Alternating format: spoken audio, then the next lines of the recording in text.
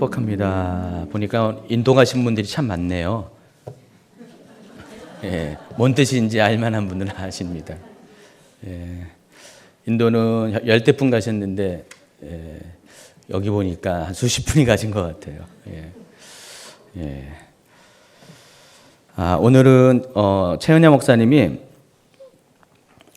지난주 광고했죠. 오늘 어제부터 인도 북인도에 있는 이 바라나시에 단기 선교를 갔습니다. 우리 성도들과 함께 18분이 가셨고요. 지금 아마 이 시간쯤 돼서 바라나시에 도착했을 것 같아요. 아까 그 공항에서 비행기 기다리면서 큐티하는 것들 사진 찍어서 전도사님 보내왔는데, 그래서 지금 아마 그곳에 도착하자마자 쉬지 않고 바로 사역을 나갑니다. 그래서 아마 그 마을에 다니면서 아마 전도를 하는 것 같아요. 그래서 여러분, 우리 준주교 성도님들은 다 아시고 기도를 하는데, 오늘도 여러분 이따가 기도하실 때 좀 같이 더불어서 기도해 주시기 바랍니다. 아까 뭐 평소에 찬양할 때 뭐 예언 기도도 하고 통성 기도도 했는데, 제가 하려고 그랬었는데 마이크가 죽어 있더라고요. 그래서 못했어요. 핑계 없는 무덤이 없는데 그렇습니다. 참고로 다음 주 목요일은 제가 인도 안 합니다. 최 목사님 저한테 부탁을 하고 갔어요. 없는 동안에 좀 뭔가 하나 좀 이렇게 주제를 정리 좀 시켜달라고. 특별히 지난주에 성령의 은사 가운데 지식의 말씀의 은사를 여러분에게 설명해 줬는데, 성령의 은사에 대해서 좀 전체적으로 좀 정리 좀 해달라고 부탁을 하고 갔어요. 원래는 본인이 있을 때 해달라고 했었어요, 저보고. 근데 본인이 있을 때는 본인 하라고 해놓고, 이제 없을 때 제가 이제 해달라는 거 부탁 얘기를 듣고 생각나서 오늘 아침에 불이 나게 성령의 은사에 대해서 싹 정리를 했어요. 정리했더니 페이지 수가 꽤 많네요. 저는 늘 언제나 원고가 많아서 탈입니다. 그래서 한 15페이지 정도로 이제 준비했어요. 그래서 그 얘기는 강의가 약간 좀 길어질 수가 있다는 것을 여러분에게 예고하는 겁니다. 그래서 오늘 성령의 은사에 대해서 9가지 은사를 다 다룰 거예요. 물론 제가 이제 이 부분을 다룰 때는 각각의 것을 다루기 때문에 9개의 은사지만은 또 2번에 걸쳐서 다른 것도 있고 해가지고 한 11, 2주 정도 이 부분을 다뤄요. 굉장히 이제 많은 내용인데, 그 중에서 아주 핵심적인 것만, 어떤 개론적인 것만 여러분에게 오늘 성령의 은사가 뭔지를 설명해 드리겠습니다. 오히려 더 좋을 수도 있어요. 왜냐하면 한 번에 다 듣기 때문에 좀 이렇게 정리가 싹 될 수가 있기 때문에 그런 이점도 있습니다. 세밀한 것은 못 다루어도, 그래서 이제 은사가 뭘까 이런 부분을 이제 여러분에게 말씀을 드리겠습니다. 어쨌든 이 은사는 하나님께서 모든 사람에게 다 개별적으로 주신 것이기 때문에 여러분 잘 찾아보면은 여러분 모두에게는 어느 한 가지라도 은사가 있는 것들을 발견하게 됩니다. 물론 여러분의 그 생각이 은사라고 하면은 성령의 은사라는 그 부분에만 매여 있기 때문에 보니까 나는 성령의 9가지 은사 중에서 한 게 없다라고 생각하는 분도 있을 수가 있어요. 그러나 은사는 포괄적으로 말하면은 성령의 은사를 포함한 모든 하나님께서 여러분에게 주시는 선물들을 다 통틀어서 은사라고 이야기합니다. 여러분이 은사라는 단어가 일반적으로 많이 쓰는 것이 이제 카리스마라는 단어를 많이 쓰는데, 많이 들어봤죠? 카리스마. 카리스마 있는 분, 보통 우리가 카리스마 있으면 카리스마가 있다라고 얘기할 때는 좀 약간 좀 이렇게 좀 센 분, 뭔가 리더십이 강한 분, 뭔가 그냥 말의 권세가 센 분, 이런 분들을 카리스마 있다고 말씀을 많이 합니다. 근데 카리스마는 그런 뜻이 아니에요. 이 카리스마라는 단어가 어디서 왔죠? 원이 있죠. 카리스라는 단어에서 왔습니다. 카리스는 은혜라는 뜻이에요. 은혜. 은혜는 하나님으로부터 오는 그런 긍휼, 사랑, 자비, 이런 것들을 은혜라고 합니다. 그래서 여러분이 구원받은 게 어떻게 구원받았습니까? 하나님의 은혜로 말미암아 예수 그리스도를 믿는 믿음으로 여러분이 구원을 받았습니다. 그래서 하나님의 은혜가 여러분을 구원받게 하는 출발이에요. 그렇죠? 그런데 그 은혜로 말미암아 여러분이 구원을 받았다. 자, 그때도요. 은사라는 단어를 씁니다. 그러니까 여러분이 구원받은 것도 성경에서는 은사라는 단어를 쓰는 것이에요. 그래서 여러분 은사 없는 분이 없어요. 다 있어요. 그렇죠? 여러분 구원받은 거 맞죠? 예, 구원받은 분은 다 은사를 받은 것입니다. 그래서 이 은사라는 단어는 보통 성경에서 은사라는 그 헬라어에서 좀 이따 헬라어 이제 원어를 두 개 설명하는데 뭐 이것이 되건 저것이 되건 모두가 다 은사라는 단어도 번역이 되지만은 선물이라는 단어도 번역이 돼요. 두 가지로 다 번역이 됩니다. 카리스마라는 단어와 함께 이 도레아라는 단어가 이제 이 두 가지가 헬라어 원어로 쓰는데 이 두 가지 단어 모두 은사 내지는 선물로 번역이 가능하다는 것입니다.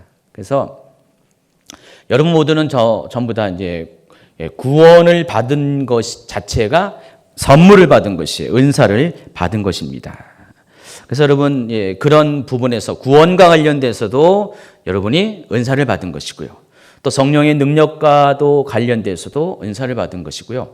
또 하나님께서 여러분에게 개인적인 재능들을 주셨어요. 탤런트라고 그러죠. 이 달란트인데 이 탤런트도 하나님께서 여러분에게 거저 주신 선물로 주신 것이죠. 그래서 이 은사라는 단어의 어떤 포괄적인 뜻 안에는 우리의 능력이 아니었는데 우리가 원래부터 갖고 있는 것이 아니었는데 하나님께서 여러분을 은혜롭게 보셔가지고 선물로서 거저 주신 것.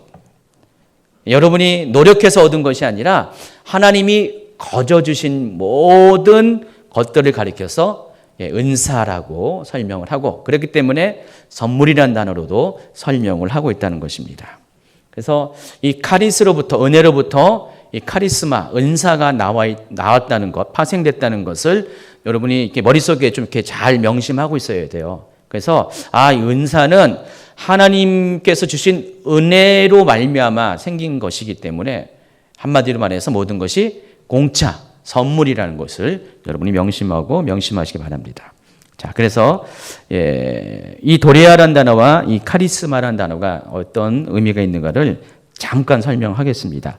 로마서 5장 15절부터 17절까지의 말씀이 있는데 이렇게 살펴보기 위해서는 여러분이 한번 찾아봐도 좋을 것 같아요. 그렇죠?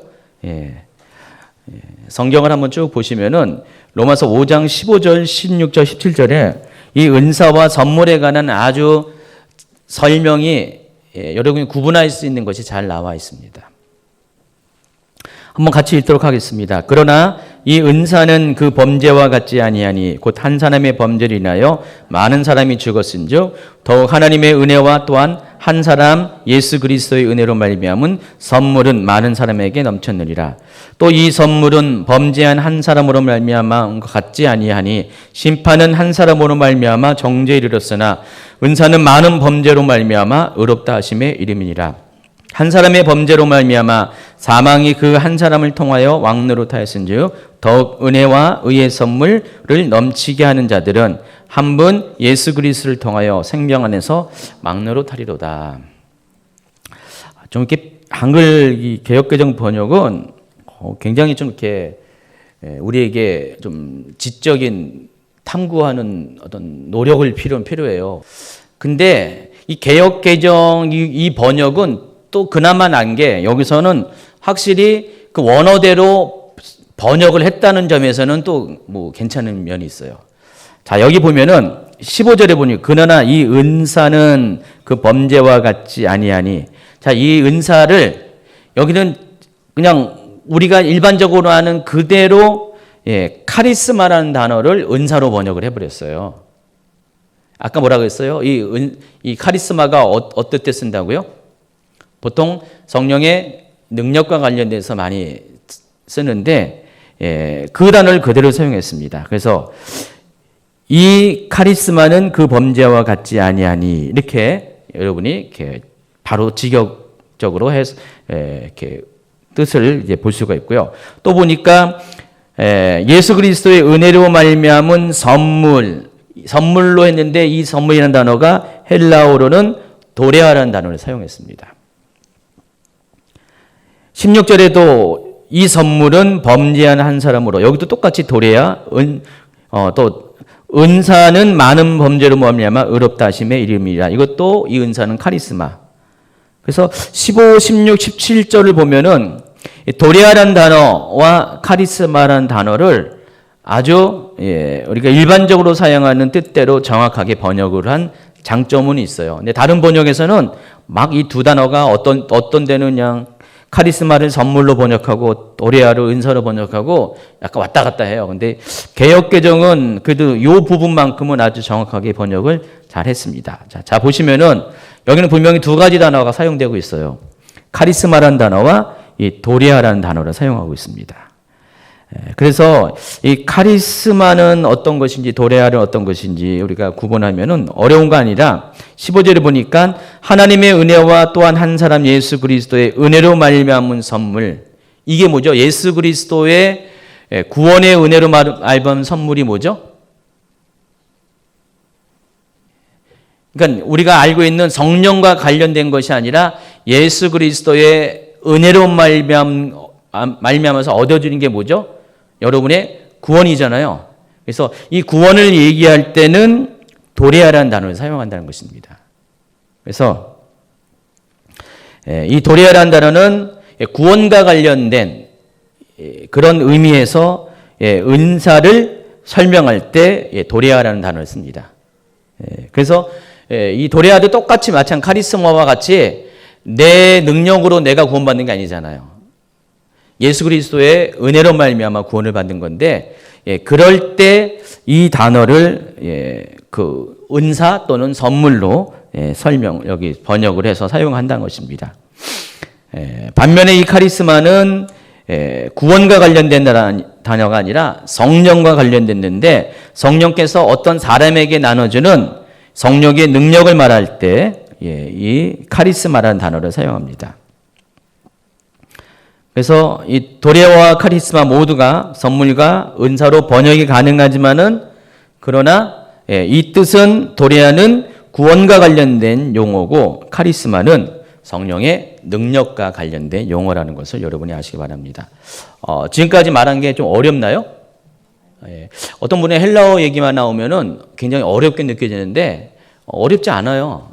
그냥 도레아는 구원과 관련돼서 하나님께서 우리에게 주시는 선물인데, 그것을 은사로도 번역을 한다. 또 카리스마는 성령의 능력과 관련된 선물을 말하는데, 이거는 보통적으로 우리에게 은사라는 단어로 익숙하게 표현이 된다. 이렇게 정도만 이해하면 됩니다. 그래서 이 성령의 은사는 성령께서 여러분 가운데 임재하신 결과 나타나는 초자연적인 능력을 말하는 것이에요.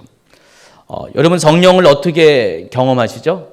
두 가지로 여러분이 방식으로 경험하는데, 내주하시는 성령을 경험할 때가 있죠. 여러분을 가리켜서 고린도전서 3장 16절은 하나님이 거하시는 성전이라고 했죠. 근데 하나님이 어떻게 거하세요? 여러분 안에? 영으로 거하시잖아요. 그러니까 여러분의 마음에, 여러분의 혼에, 여러분의 그 마음이라는 그릇 안에 성령께서 거하시는데, 그 성령이 거하시는 것을 하나님이 여러분 안에 거한다, 이렇게 말씀을 하는 것이에요. 그래서 여러분이 하나님이 거할 수 있도록, 하나님이 보좌가 머물 수 있도록 그런 장소라는 개념에서 성전이라는 단어를 사용합니다. 그래서 성령께서 여러분에게 내주하세요. 그래서 내주한다고 표현합니다. 근데 성령께서는 여러분 안에만 계시는 게 아니라 이런 모든 만물의 그런 가운데서 또 거하고 계세요. 그래서 성령은 바깥에서, 여러분 마음이 아니라 이런 여러분 바깥에서 성령을 경험할 때, 보통 여러분이 그 성령을 경험하는 것을 가리켜서 성령의 나타내심을 경험했다, 이렇게 표현할 수가 있어요.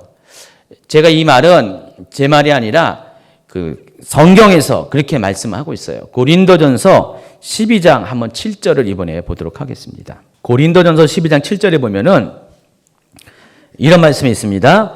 각 사람에게 성령을 나타내심은 유익하게 하려 하심이라.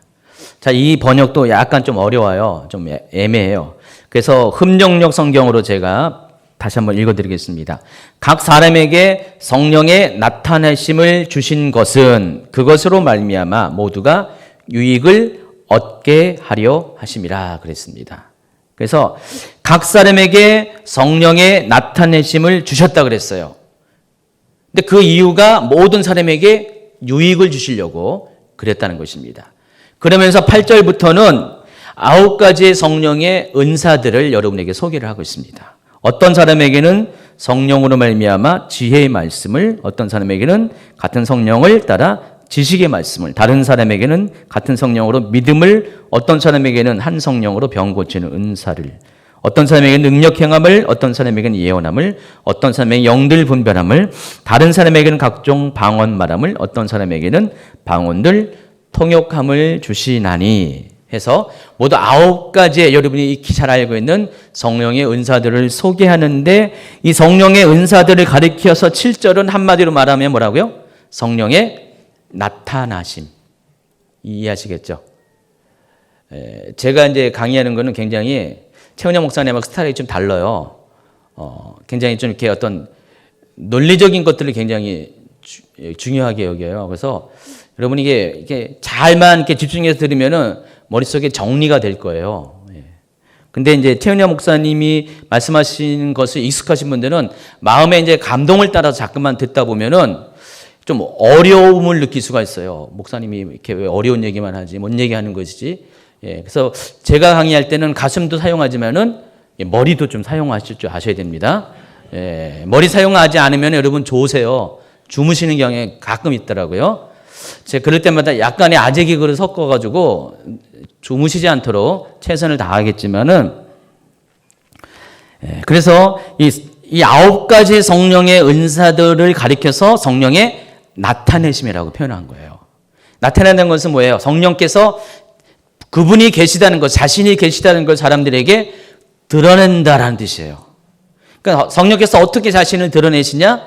9가지 은사를 통해서 자신을 드러내신다는 것이에요. 그래서 여러분이 이 지혜의 말씀을 보고 성령이 계시는구나, 성령이 지금 역사하는구나, 여러분이 그것을 캐치할 수가 있는 것이죠. 그러니까 어떤 사람이 방언을 하는 거 보고 성령이 역사하시는구나, 치유가 일어나는 거 보고 성령이 역사하는구나, 그렇게 여러분이 알 수가 있다는 것입니다. 11절에는 이렇게 마감합니다. 이 모든 일은 같은 한 성령이 행하사 그의 뜻대로 각 사람에게 나누어 주시는 것이니라 그랬어요. 흠정역에서는 요거를 각 사람에게 개별적으로 나누어 주시는 것이다, 이렇게 번역을 하고 있습니다. 그래서 이 성령의 은사는 성령께서, 한 성령께서, 같은 성령께서 여러 사람에게 필요에 따라서 성령의 뜻대로 개별적으로 각 개인에게 각각으로 나눠 주시는 것이에요. 그래서 모든 사람이 같은 은사를 받는 것이 아니라 성령의 뜻대로 사람마다 각각의 다른 개별적인 은사를 받게 된다는 것입니다. 그러니까 어떤 사람은 지혜의 말씀의 은사를 받고요, 어떤 사람은 지식의 말씀의 은사를 받고, 어떤 사람은 방언 통역의, 예언의, 치유의, 영도 분별의 각각의 다른 이런 은사들을 받게 된다는 것입니다. 한번 여러분한테 묻게요. 여러분 이 9가지 성령의 은사들, 성령의 나타내심 중에서 어떤 은사를 받았는지 한번 방언의 은사 한번 여기 한번 확인해 볼까요? 방언의 은사를 받으신 분 한번 손 들어 보세요. 거의 대부분 받으셨죠? 못 받으신 분도 계시죠? 방언의 은사는 기본적으로 저희 주임직교를 기준으로 하면 좀 신뢰가 되죠. 주임직교 성도들은 거의 한 80~90%는 다 방언의 은사를 다 받으신 걸로 알고 있는데, 어떤 교회는 이제 방언의 은사 자체도 못하게 하니까 받기는커녕 받는 것도 확인하지 못하죠. 그런데 이 방언의 은사가 가장 보편적이고 기본적인 은사 중에 하나입니다. 나중에 설명합니다. 그래서 하나님 어쨌든 간에 방언의 은사 같은 경우는 대부분 거의 받게 합니다. 그러니까 은사의 은사를 여는 은사가 이제 방언의 은사인데, 대부분 이제 이 방언 은사가 개별적인 한 성령의 은사 중에 하나이기도 하지만은 모든 은사들을 열어갈 때 가장 기초적인 출발선에 있는 은사이기도 합니다. 그래서 대부분은 받아요. 그래서 이 방언의 은사를 받은 다음에 하나님이 각각의 다른 은사들을 주시는데 그 이유가 뭐냐? 여러분을 통해서 첫 번째 이유는, 은사를 주시는 목적의 첫 번째 이유는 하나님과의 관계 안에서 하나님이 여러분에게 은사를 주세요. 그러니까 이 은사들은 하나님이 살아계신 것들을 여러분에게 확신하게 합니다. 대부분의 경우요, 이 방언을 하는 사람과 방언을 못하는 사람의 하나님과의 관계는 좀 차별이 있습니다. 믿음도 차별이 있어요. 그러니까 여러분이 방언을 하잖아요. 방언을 못하는 분들보다도 믿음이 더 있어요. 왜냐하면 이것이 하나님께서 살아계신 표적으로 여러분에게 나타나기 때문에 믿음이 더 있을 수밖에 없다는 것입니다. 그리고 또 하나는 하나님께서 이 은사를 통해서 사역을 여러분에게 요구하세요. 은사 가운데 아주 개인의 영역 가운데 머무는 은사도 있지만은 어떤 은사들은 사역 현장 가운데 사용하는 은사들이 많이 있거든요. 그래서 그것을 통해서 하나님이 여러분을 하여금 한 영혼을 살리는 데 있어서 이 은사들을 사용하게 해요. 그래서 이 은사는 첫 번째는 하나님께로 가까이 가는 은혜의 수단으로 여러분에게 주신 것이고, 또 하나는 사역을 위한 하나님 권능으로 하나님께 주신 것입니다. 그래서 하나님이 이것을 통해서 모든 사람에게 각각의 개별적인 은사를 통해서 그것이 모아져 가지고 여러분이 각 지체가 모아져서 그리스도의 몸을 이루듯이, 교회를 이루듯이 이 각각의 은사들이, 흩어진 은사들이 하나로 모아질 때 이 은사의 연합을 통해서 하나님은 그 교회 가운데 놀라운 일들을, 주의 일을 감당하게 한다는 것입니다. 그래서 어쨌든 간에 이 성령의 나타내심은 모든 사람으로 유익을 얻게 하기 위한 것입니다. 그래서 은사를 주시는 하나님의 계획에는요, 후회함이 없는 것이에요. 하나님은 모든 사람에게 이 은사를 주심으로 인해서 정말 하나님께서 원하시는 놀라운 일들을 목적하에 이것을 다 주신 것이기 때문에. 그래서 이 성령의 은사는 성령의 나타내심을 가리켜서 성령의 은사라고 표현하는 것이고, 그걸 통해서 하나님은 공동체를 세워나가기 위해서 이것을 주셨다는 것을 여러분이 아시기 바랍니다. 자, 근데 이 9가지 은사를 우리가 분류가 가능합니다. 모두 9가지이기 때문에 이것을 3가지로 분류가 가능한데 그룹을 질 수가 있다는 것이에요. 첫 번째가 계시와 관련된 은사들이 있어요. 계시는 숨겨진 하나님의 뜻이 드러나게 하는 것이죠. 그래서 첫 번째가 지식의 말씀의 은사, 그리고 지혜의 말씀의 은사, 그리고 영분별의 은사가 계시와 관련된 것입니다. 여러분, 이 계시라는 것이 내가 모르는 것을 알게 되는 거잖아요. 여러분, 이제 이 지혜의 말씀, 지식의 말씀, 이런 모든 것들은 내가 원래 가지고 있는 어떤 정보가 아니에요. 내가 아무것도 모르는데 하나님께서 알게 하고 깨닫게 하시는 것들이 있어요. 그것이 이제 지식의 말씀의 은사와 지혜의 말씀 은사로 나누는데, 그리고 또 우리 가운데는 영적인 어떤 그 근원들이 많이 있어요. 우리 가운데 일어나는 모든 현장 가운데 그것이 과연 어떤 영으로부터 온 것인가를 깨닫는 것도 내가 모르잖아요. 하나님이 알게 하심으로써 깨닫게 되는데, 그것이 정말 출처가 마귀로부터 온 것인지 하나님으로부터 온 것인지 아니면 여러분 자신에게 온 것인지를 깨닫게 하는 능력도, 이것도 계시의 은사에 해당하는 것입니다. 세 가지죠. 첫 번째 뭐죠? 지혜의 말씀의 은사, 지식의 말씀의 은사, 그리고 영분별의 은사. 이게 계시와 관련된 은사의 그룹이다. 여러분 아시고요. 두 번째가 언어의 은사가 있습니다. 언어는 말을 하는 거 말하죠. 그래서 예언의 은사, 또 방언의 은사, 방언 통역의 은사가 있습니다. 어떤 분들은 예언의 은사가 계시의 은사가 아닙니까? 그렇게 생각하시는 분이 있는데 죄송합니다. 아닙니다. 여러분이 잘못 알고 있습니다. 착각을 하고 있는 것이에요. 물론 착각은 자유인데요. 이 계시의 예언의 은사가 계시의 은사가 아닌 이유가 있습니다. 예언의 은사는 혀를 사용해서 하나님의 말씀하시는 그 계시의 내용들을 전달하는 그 능력에 불과한 거예요. 그래서 보통 이 예언의 은사는 예언의 은사 단독으로 사용한 것이 아니라 하나님께 주시는 지식의 말씀의 은사, 지혜의 말씀의 은사, 그리고 영분별의 은사를, 다시 말해서 이 계시의 은사를 말로써 전달하는 능력이 예언의 은사라는 것입니다. 그래서 예언의 은사를 받은 사람들은 이미 계시의 은사를 다 받은 거예요. 그러니까 예언이 나온다는 것은 계시의 은사가 그 사람 안에 이미 주어졌다는 의미이기도 합니다. 그래서 예언의 은사만을 갖고 이야기할 때는 이것은 계시와 관련된 것이 아니라 그 계시의 은사를 전달하는 어떤 능력, 언어의 능력을 말하는 것입니다. 그래서 언어의 은사에 속하고요. 그리고 방언은 말 그대로 하나님께서 주신 영의 언어를 여러분의 혀를 사용해서 말하는 거고, 또 방언 통역도 똑같습니다. 지금 설명하면 또 길고 이따가 방언 통역의 은사를 설명하겠습니다. 어쨌든 이 세 가지 방언, 방언 통역, 예언의 은사를 가리켜서 언어의 은사에 속한다. 기억하시기 바라고요. 세 번째가 능력의 은사의 그룹에 속합니다. 믿음의 은사, 치유의 은사, 능력 행함의 은사. 그것도 해당하는 그런 곳에서 설명을 하겠습니다. 그래서 이 세 가지를 다 구분하시기 바랍니다. 그러면 성령의 9가지 은사가 정리가 될 거예요.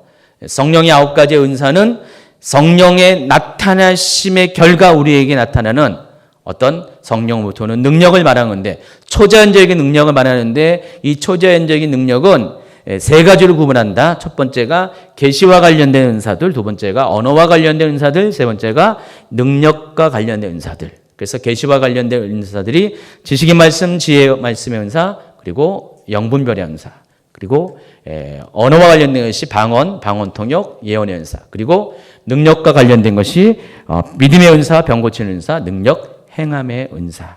이렇게 된다. 정리가 되셨죠? 머리가 이제 말끔하시죠? 혼선된 부분을 싹 정리하셨습니다. 자, 그러면 구체적으로 각각의 은사들이 무엇이 어떤 것인지를 설명해 드리겠습니다.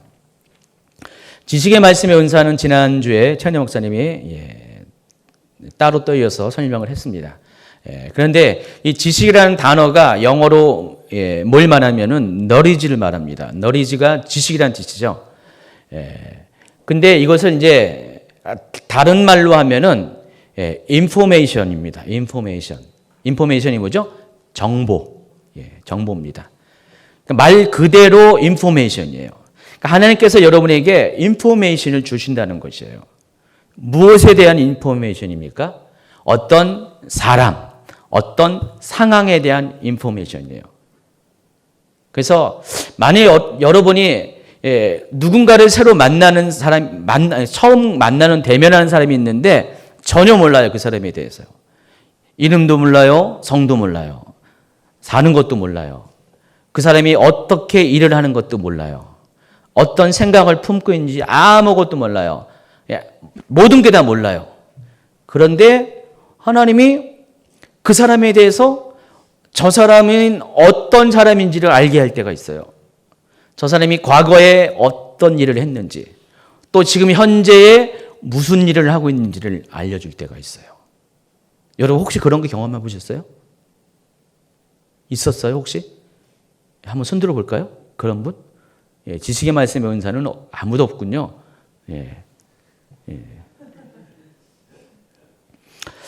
근데 이 지식의 말씀의 은사는요, 어떤 분은 아주 이 은사 중에서 아주 이 지식의 말씀의 은사가 무슨 성령의 은사 중에서 꽃에 해당한다고 표현하는 분도 계세요.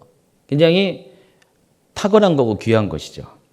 우리가 이 지식의 말씀의 은사는 내가 모르는 정보를 하나님께서 일방적으로 나한테 넣어주시는 거거든요.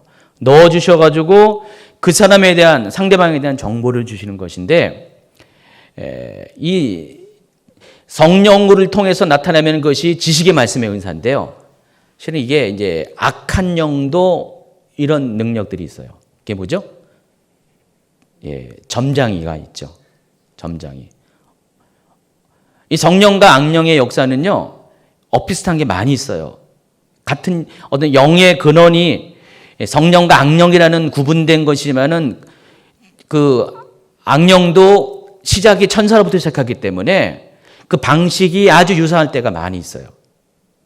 그래서 여러분이 그래서 영분별의 은사가 필요한 거죠. 헷갈리니까. 그래서 그 무당들이 사용하는 것이 이런 종류의 은사들이에요. 그래서 은사라고 얘기하면 안 되죠, 그들은. 그래서 이 악한 영에 의해서 이 사람에 대해서 똑같이 정보를 갖다 주는 거예요. 그래서 이 사람이 어떤 사람이고 어떤 상황가에 있는 것을 그 점장이들은 그것을 자기가 섬기는 귀신에게 묻고 또 귀신은 얘기해서 알려줘요. 그럼 그걸 가지고 점을 치는 것이에요. 그 사람들이 깜짝 놀라잖아요. 근데 그 점장이가 어떻게 그것을 말하냐? 별거 아닙니다. 그냥 귀신이 말해줘서 그런 거예요. 귀신이 말해준 거예요. 그래서 그걸 다 말해줘요. 보통 귀신이 그것을 정보를 주는 방법은 딴 게 아니라 보통 귀신은요, 영적인 존재이기 때문에 아주 시공간을 다 초월하잖아요. 그러다 보니까 어떤 일이 발생하면은 그것을 다 들어요. 듣고 그것을 우리처럼 기억력이 없는 게 아니잖아요. 기억하고 있다가 필요할 때 알려주는 그 정도 수준이에요. 그래서 귀신 같은 경우는 미래의 일에 대해서는 잘 이렇게 말하지 못해요. 말은 하긴 해요. 근데 정확하게 말할 수가 없어요. 미래는 오직 하나님만이 아시는 거기 때문에 귀신은 미래에 대해서는 잘 몰라요. 근데 과거와 현재에 관해서는 귀신들이 잘 알아요. 그래서 점장이들이 그렇게 귀신을 통해서 이렇게 하는 겁니다. 내년 1월에 순전나들을 통해서 이제 그 어떤 사역자가 집회를 하러 오실 거예요. 저 호주에 계시는 분인데 그 사역자는 순전한 나도하고 상관이 없는 분이고 최은야 목사님이 작년인가요? 재작년인가? 호주에 갔을 때 거기서 만난 분이에요. 근데 최은야 목사님이 그분의 사역을 보면서 깜짝 놀랐나 봐요. 왜냐면은 뭐 때문에 놀냐면은 이 지식의 말씀의 은사를 그분처럼 탁월하게 갖고 계신 분을 처음 봤대요. 최은야 목사님이. 보통 이래요. 이렇게 표현해요. 바로 지금 이 시간에 하나님으로부터 미국 사람들은 다운로드 받았다 그래요. 여러분 이제 그 컴퓨터 용어 중에 다운로드 받았다 그랬죠. 그러니까 지금 하나님께서 이 사람에 대한 정보를 주시는 거예요. 그러면 그걸 가지고 말하는 거예요. 그래서 그분은 회중 가운데 예언을 하는데 정말로 그냥 어떤 처음 보는 사람이잖아요. 그 사람에 대해서 정확하게 그 사람에 대한 모든 정보들을 막 얘기하는 거예요. 그래가지고 또 이런 거 있잖아요. 여러분도 경험했지만 지금 이 자리에 이런 분이 있습니다. 그것을 얘기하면은 정확하게 그 사람이 전데요. 또 어떤 경우는 이름까지 얘기하는 분이 있어요. 전혀 모르는데 지금 하나님께서 제게 주시는 마음은 지금 이 자리에 이름이 이러한 사람이 여기 계십니다. 혹시 계십니까? 딱 하는데 물론 그 이름이 아주 흔한 이름일 수도 있어요. 그렇죠? 근데 만약에 이 이름 하나님이 주시지 않았으면 이 사람은 자신 있게 말할 수가 없는 거예요. 무슨 저기 하는 거 아니잖아요. 확률 게임이 아니잖아요. 그래서 정확하게 그 이름을 딱 말하는데 그 사람이 거기 딱 있는 거예요. 그리고 그 사람을 딱 불러 세워놓고 하나님께서 우리 형제님은 이런 분이라고 말씀하십니다. 그럼 깜짝 놀라요. 저 사람이 나를 어떻게 알지? 내가 오늘 처음 온 건데. 그래서 물어봐요. 뒤에 가서 혹시 나한테 정보를 줬습니까? 뒤에 가서 그런 게 줄 리가 없죠. 근데 그런 일들을 아주 그냥 평범하게 그런 사역들을 하시는 분들이 있어요. 이분들은 지식의 말씀의 은사가 탁월한 분이에요. 그러니까 1월 달에 오시는 그 강사분은 그런 사역을 하시는 분이세요. 좀 궁금하세요? 예, 한번 그때 오세요. 예, 오셔가지고 지식의 말씀의 은사가 어떤 것인가를 한번 경험해 보시기 바랍니다. 그래서 어떤 사람이나 상황에 관한 사실들, 팩트를 말하는 것입니다. 이 정보를, 인포메이션을 사람을 통하지 않고 사전 어떤 그런 교감을 통하지 않고 하나님께서 지금 이 시간에 초자연적으로 계시하는 그런 것을 지식의 말씀의 은사라는 것입니다. 그래서 예수님도 지식의 말씀의 은사가 탁월하신 분이셨어요. 요한복음 4장에 보니까 여러분 잘 아시는 그 사마리아 성에 남편이 몇 명이죠? 5이 있었고 현재도 남편이 있는 그 여인에 대한 어떤 그 기사가 나오는데 예수님께서 그 사마리아 성에서 그 여인을 만났을 때 예수님이 직접적으로 그 여인이 말하지 않음에도 불구하고 곧바로 그 여인의 과거와 현재에 대해서 이야기한 것을 여러분이 아실 겁니다. 그리고 사도행전 5장에 봐도요, 이 아나리아와 삽비라의 이야기 나오는데 자기가 땅판값의 일부를 속이는 것을 알았어요. 그때 이것을 어떻게 알았습니까? 베드로가 어떻게 알았죠? 성령께서 알게 하심을 통해서 이걸 알게 됐다는 것이죠. 그래서 이 베드로는 이 당시에 어떤 은사가 있었어요? 지식의 말씀의 은사가 있었던 거예요. 그러니까 그 지식의 말씀의 은사를 통해서 아나리아와 삽비라의 그 숨겨진 이야기를 알았었던 것입니다. 그래서 이처럼 이 지식의 말씀의 은사는 사람이나 환경에 대해서 그 사실, 팩트를 숨겨져 있었는데 이것들을 드러내는 어떤 초자연적인 은사를 말하는 것입니다. 성령께서 주시는 것이에요. 다른 누가 주는 것이 아니라 성령께서 주시는 것입니다. 근데 어떤 분들은 이것을 이렇게 오해해서 투시의 은사라고 이야기를 하죠. 투시의 은사. 투시는 뭘 뚫어본다는 것인데, 성령님의 그 성품이 있어요. 하나님의 성품이 있는데, 하나님의 성품은 궁일이시잖아요. 사랑이시잖아요. 그러다 보니까 하나님은 죄도 드러내시는 분이시긴 맞아요. 그러나 하나님은 그 사람을 회개에 이르게 하기 위해서 필요하면은 죄도 드러내게 하시지만은 하나님의 성품은 가급적 사람들의 약점을 드러내신 분이 아니세요. 오히려 그 사람의 장점을 부각시키는 분이 성령님이세요. 저도 이제 예언을 할 때 보면은 제가 하는 예언의 거의 99% 정도는 다 긍정적인 예언을 해요.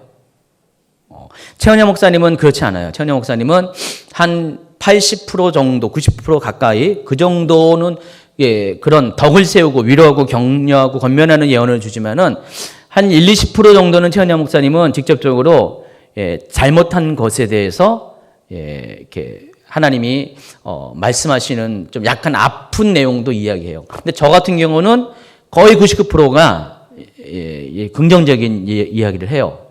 근데 그 일을 잘 살펴보니까 저의 그런 예언적인 수준이 최은야 목사님의 예언적인 수준보다 떨어져서 그런 거예요. 왜 그러냐면은 좀 이따 예언의 단계를 설명할 건데 저는 그냥 어떤 평범한 수준의 예언을 하는 거예요. 근데 최은야 목사님은 그 평범한 수준에 넘어선 예언을 하기 때문에 그래서 이제 하나님의 성품 가운데서도 이 사랑이 있지만은 그 같은 면에 공의가 있는데 그 공의에 대해서 더 세밀하게 좀 이야기를 해주는 거죠. 그래서 그 하나님은 보통 우리에게 말씀하실 때 거의 대부분을 예언의 그 신학적인 목적처럼 여러분에게 권면하는 것이에요. 덕을 세우는 것이에요. 위로하는 거예요. 그런 예언들을 많이 주세요.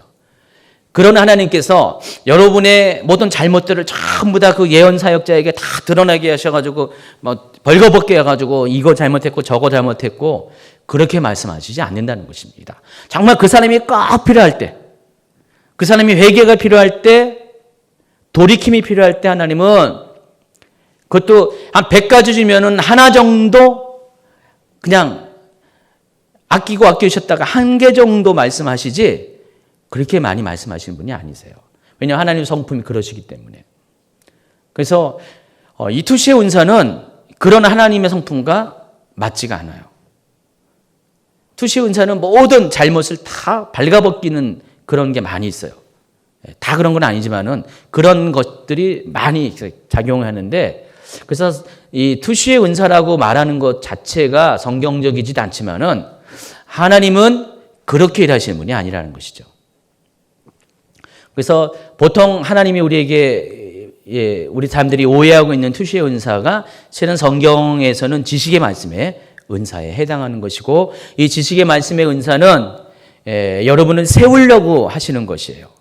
여러분을 하나님께로 더 은혜 가운데 들어갈 수 있도록 도움을 주시기 위해서 하나님께서 여러분에게 이렇게 잠깐의 어떤 충격을 주기 위해서 주시는 그런 정도의 은사인 것을 여러분 아시기 바랍니다.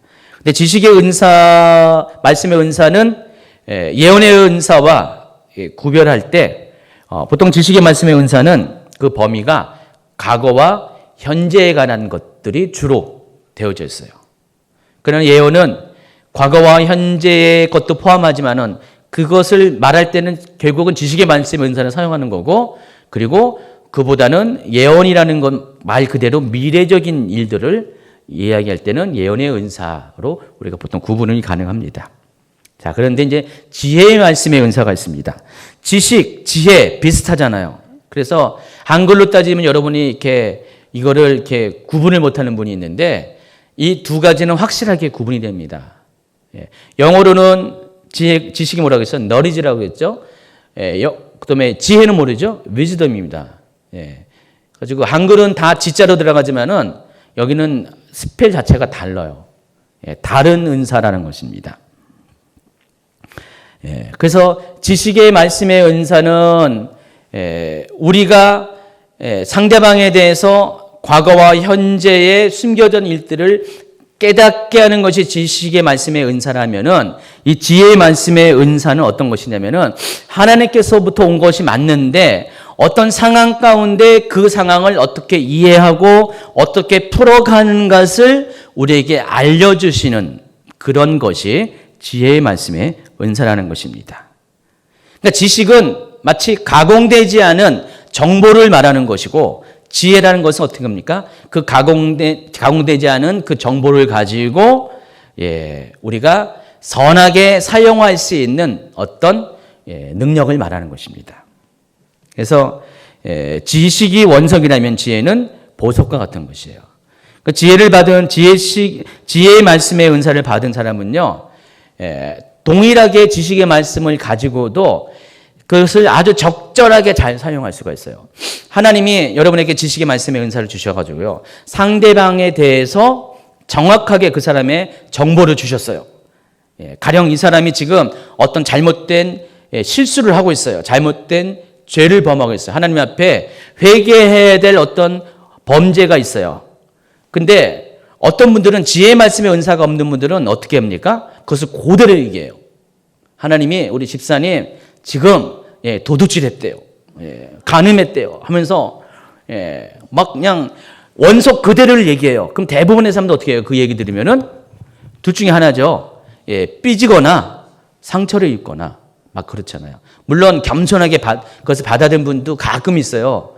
그렇지만은 대부분 그 원석 그대로, 지식의 말씀 그대로 이 정보를 주면은요, 많이 힘들어요. 저 그런 분 많이 봤거든요. 어느 예언 사역자한테 가가지고요, 막 이렇게 예언을 들었는데 처음부터 끝까지 전부 다 이 사람에 대해서 잘못된 것을 지적하고 막 까는 거예요. 그러니까 이 사람이 너무 눌려가지고 막 그냥 헤어나지 못해가지고 하나님에 대해서도 막 그냥 오해를 하는 거예요. 하나님은 막 원망하고, 자기가 잘못한 건 알아요. 아는데 하나님이 그래도 그렇지 너무 이 예언 사역지를 통해서 자신을 너무 잘못된 것을 막 해대니까 오히려 눌려서 와요. 근데 지혜의 말씀의 은사를 받은 사람은요, 똑같은 지식의 말씀의 은사를 가지고도 아주 지혜롭게 이 사람을 살릴 수 있도록 사용해요. 여러분 그 완곡어법이라고 있죠. 직설적으로 얘기 안 하고 부드럽게 우회적으로 설명을 하면서 그 사람이 누굴까요? 나단. 나단 선지자가 다윗의 범죄한 것을 가리켜서 직접적으로 설명하지 않고 비유로 설명을 해가지고 다윗이 그 비유를 통해서 이런 괘씸한 놈, 나쁜 놈에 했대 그 사람이 바로 당신입니다 할 때 충격을 받고 곧바로 회개 모드로 들어갔습니다. 실은 이 나단은 지식의 말씀의 은사와 더불어 지혜의 말씀의 은사를 가진 사람이었어요. 그래서 하나님은 보통 주실 때는 이것들을 세트로 주실 때가 많이 있어요.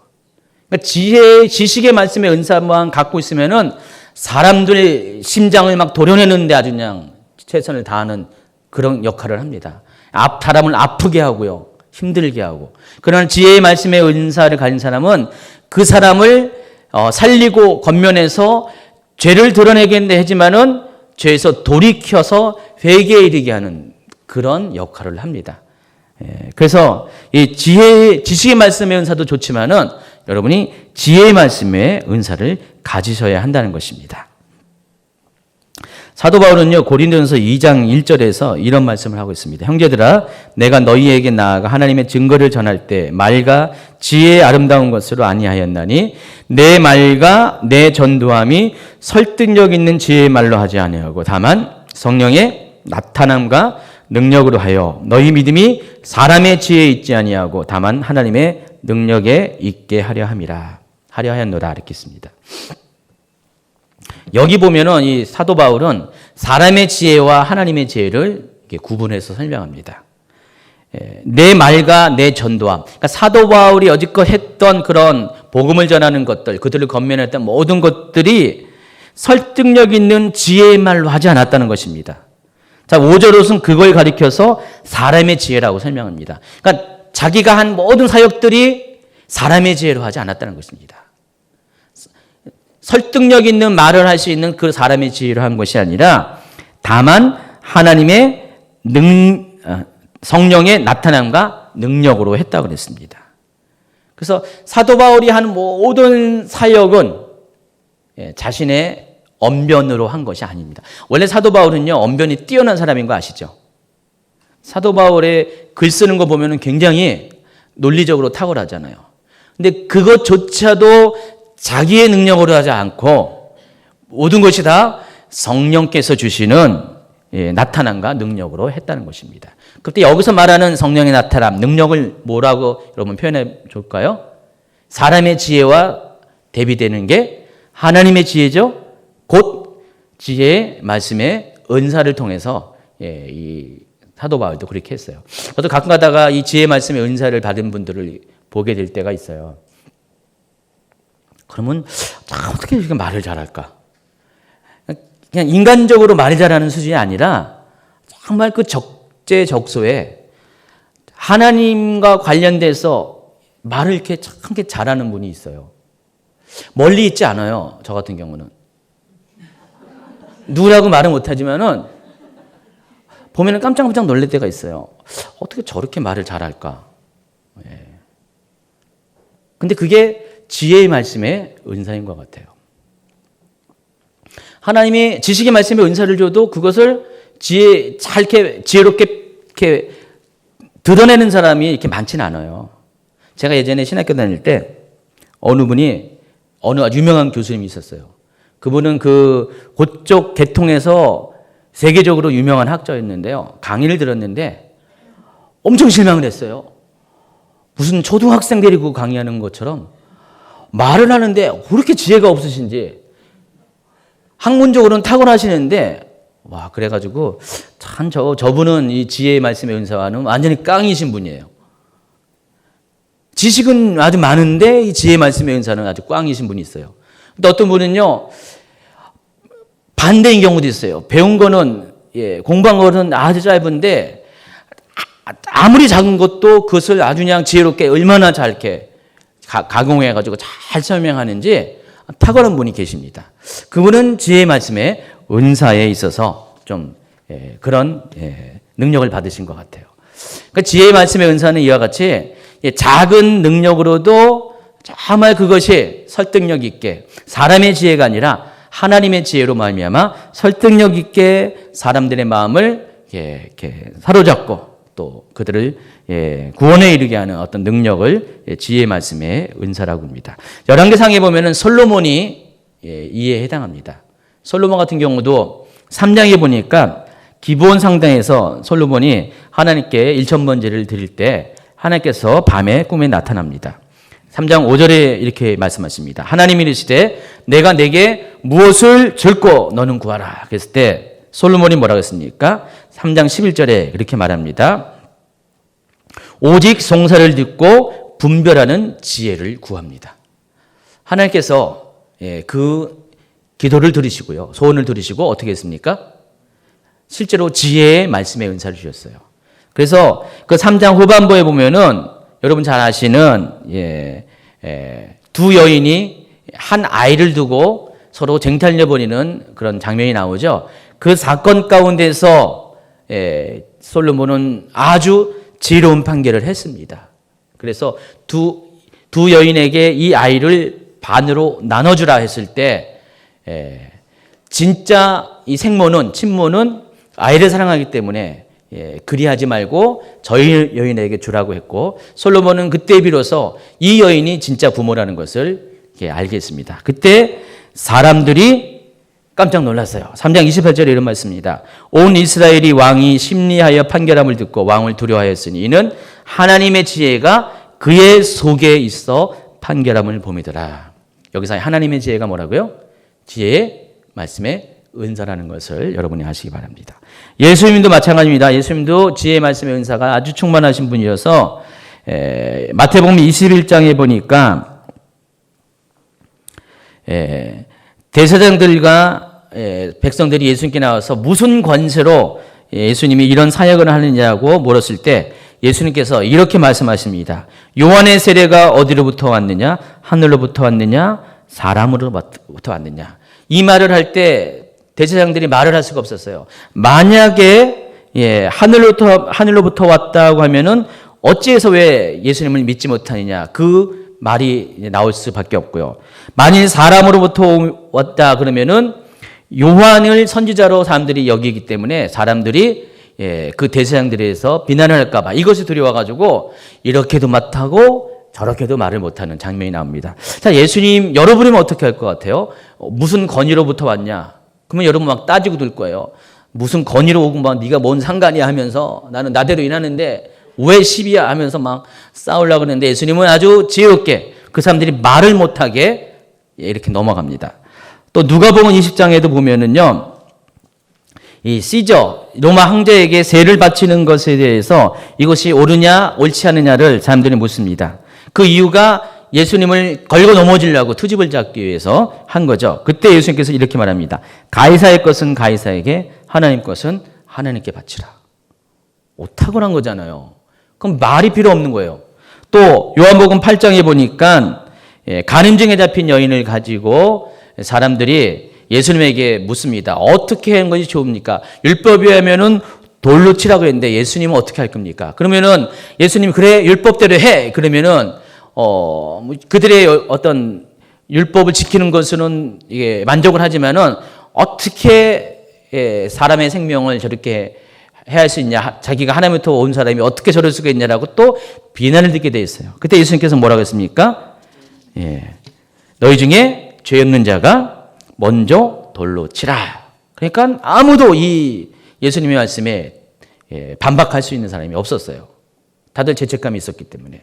자, 이걸 보면은요, 더 많이 있죠. 예수님의 지혜는 아주 탁월하셨어요. 그러니까 여러분으로서는 도저히 생각할 수 없는 지혜. 여러분은 도저히 이런 지혜를 만들 수가 없어요. 근데 예수님은 예수님 안에 있는 탁월한 지혜를 말하는 것이 아니라 예수님조차도 하나님께서 성령을 통해서 주신 지혜로 이것들을 그렇게 말씀하실 수 있었다는 것입니다. 이게 바로 지혜의 말씀의 은사. 자, 지식의 말씀의 은사와 지혜의 말씀의 은사 구분하시죠? 이것을 구분 못한다. 여러분 지혜의 말씀의 은사를 구하세요. 지금 하나님 깨닫게 해주세요. 내가 이것도 구분을 못하네요. 지혜의 말씀의 은사를 구하시기 바랍니다. 안 구하실 거예요? 세 번째가 영들 분별함의 은사. 보시면 여러분 알겠지만은 영 분별의 은사가 아니라 영들 분별의 원어에도 복수를 사용했어요. 여러분이 영의 근원이 있습니다. 마귀가 악한 영으로 우리 가운데 여러 가지 생각을 주죠. 그리고 하나님께서도 성령을 통해서 우리에게 생각을 주십니다. 그리고 인간의 마음에도 통해서도 생각이 나와요. 근데 우리가 이 모든 것들이 믹스가 될 때가 많이 있어요. 정말 하나님으로부터 온 건지 사람으로부터 온지 악한 것이 주는 건지 믹스될 때가 많이 있습니다. 그래서 이것을 정확하게 분별하는 능력이 필요하다는 것입니다. 요한일서 4장 1절에 사랑하는 자들아 영을 다 믿지 말고 모든 영들이 하나님께 속하였나 분별하라. 많은 거짓 선지자가 세상에 나왔습니다. 특별히 요즘 시대에는 이것이 굉장히 분별이 필요합니다.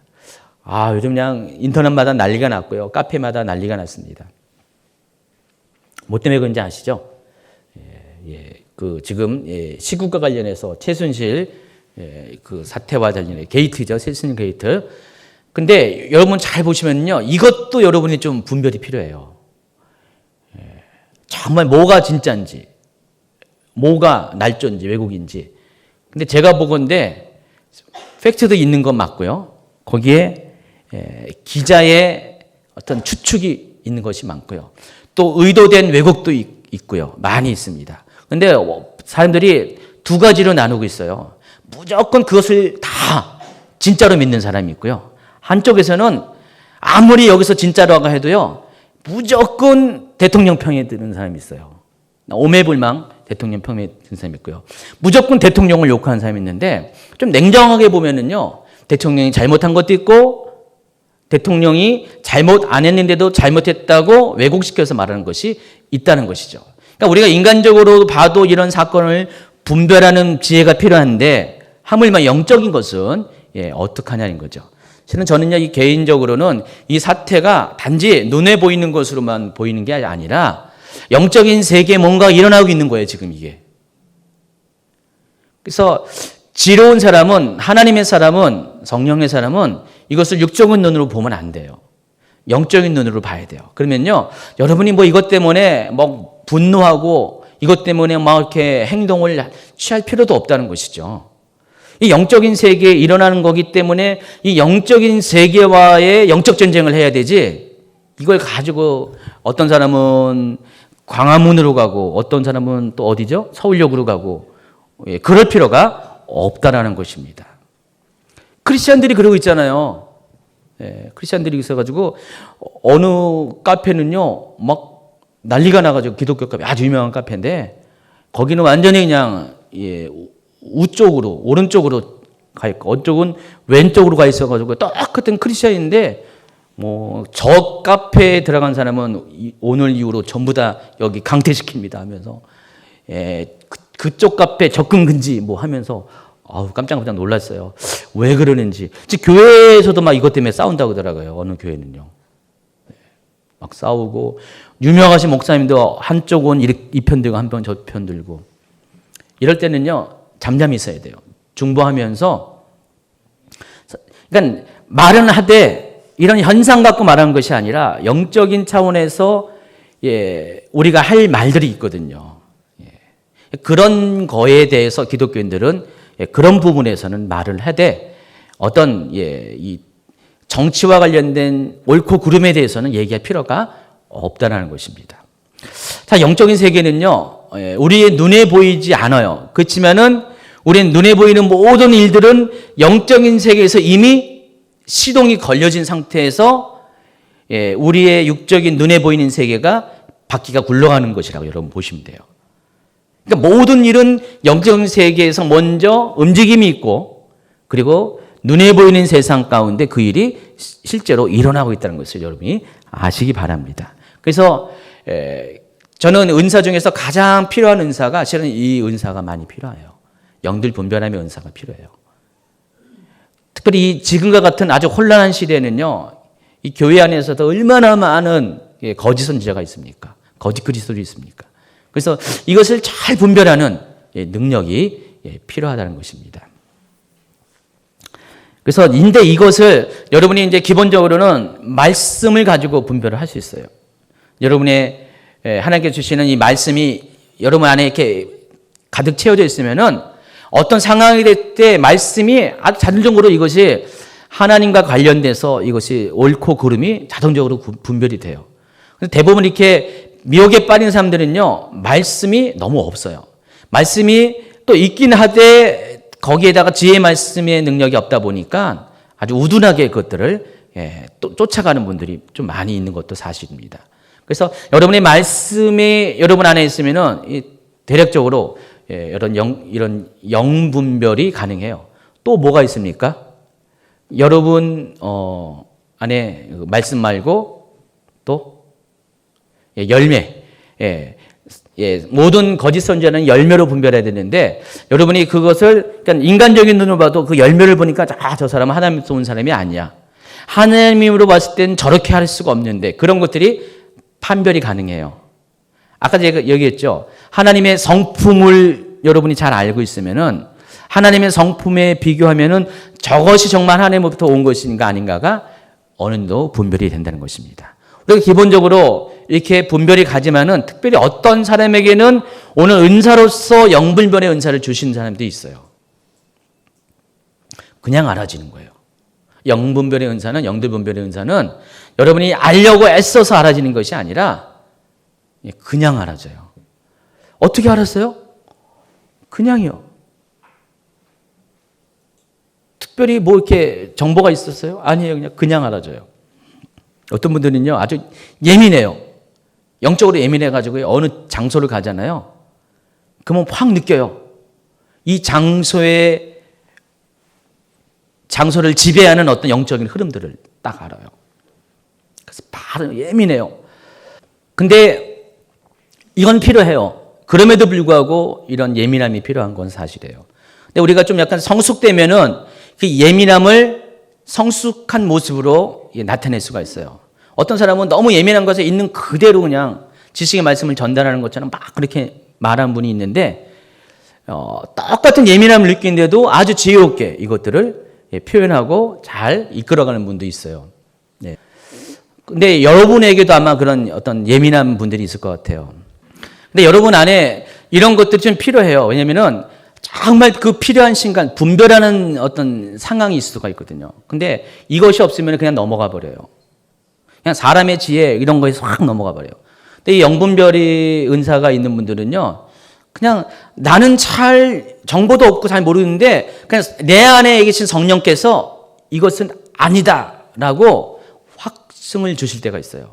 그럼 실제로 그 음성을 쫓아가면은 그 이끄심을 쫓아가면은 정말 이것이 잘못됐다는 것들을 얼마 후에 발견하고 알아챌 때가 있습니다. 그러면 그 사람이 시험에 빠지는 것들이 피해가게 되는 것이죠. 그래서 이런 것들이 여러분에게 좀 필요해요. 그래서 이 영적 전쟁을 펼치는 특별히 어떤 사역자나 어떤 리더십을 가진 사람, 또 여러분도 어떤 가정 안에서도 가정의 리더십이 있잖아요. 그런 사람들은 이 영분별의 은사가 좀 필요해요. 크리스찬들은 영분별 은사가 조금씩은 어느 정도는 다 있어야 돼요. 너무 둔감한 거 솔직히 좋은 거 아닙니다. 그래서 집사님은요, 오늘부터 금식을 하시더라도 한 끼만 금식하세요. 한 끼만 금식해 주실 거예요. 그래서 좀 하나님 나한테도 이 영적인 것들을 분별할 수 있는 그런 이 영분별의 은사를 주세요라고 기도하시기 바랍니다. 여러분, 우울증이라는 것은 기질적인 우울증도 있고요. 또 마귀가 가져주는 우울증이 있습니다. 정신병도 그렇다는 것입니다. 여러분의 정신에 어떤 뇌에 문제가 있을 수 있고 마귀가 갖다 주는 거 있는데 어떤 분들은 모든 것들을 다 이 영적인 것들은 부정하면서 그냥 정신병원에 가라고만 계속 하는 분이 있고요. 어떤 분들은 모든 것들을 전부 다 마귀가 귀신이 갖다 주는 거다고 귀신한테 다 탓하는 분들이 있어요. 근데 아닙니다. 상황별로 사건별로 이것은 어떤 기질적인 게 있고 마귀가 갖다 주는 것이 있어요. 이것을 잘 구분할 줄 알아야 되죠. 그래서 여러분 정신병과 귀신 들림을 구분할 수가 있습니까? 없어요? 제가 아주 쉬운 방법을 얘기했는데 정신병과 귀신 들림의 차이 중에 가장 중요한 게 하나가 귀신 들림은 그냥 내 안에 귀신이 들어온 거잖아요.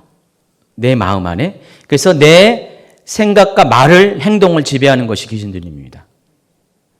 물론 평소에도요, 여러분, 귀신이 영향을 끼칠 때가 있어요. 근데 귀신이 들렸다 하면은 내 인격 자체가, 자아가 완전히 포로된 것을 말하는 것이에요.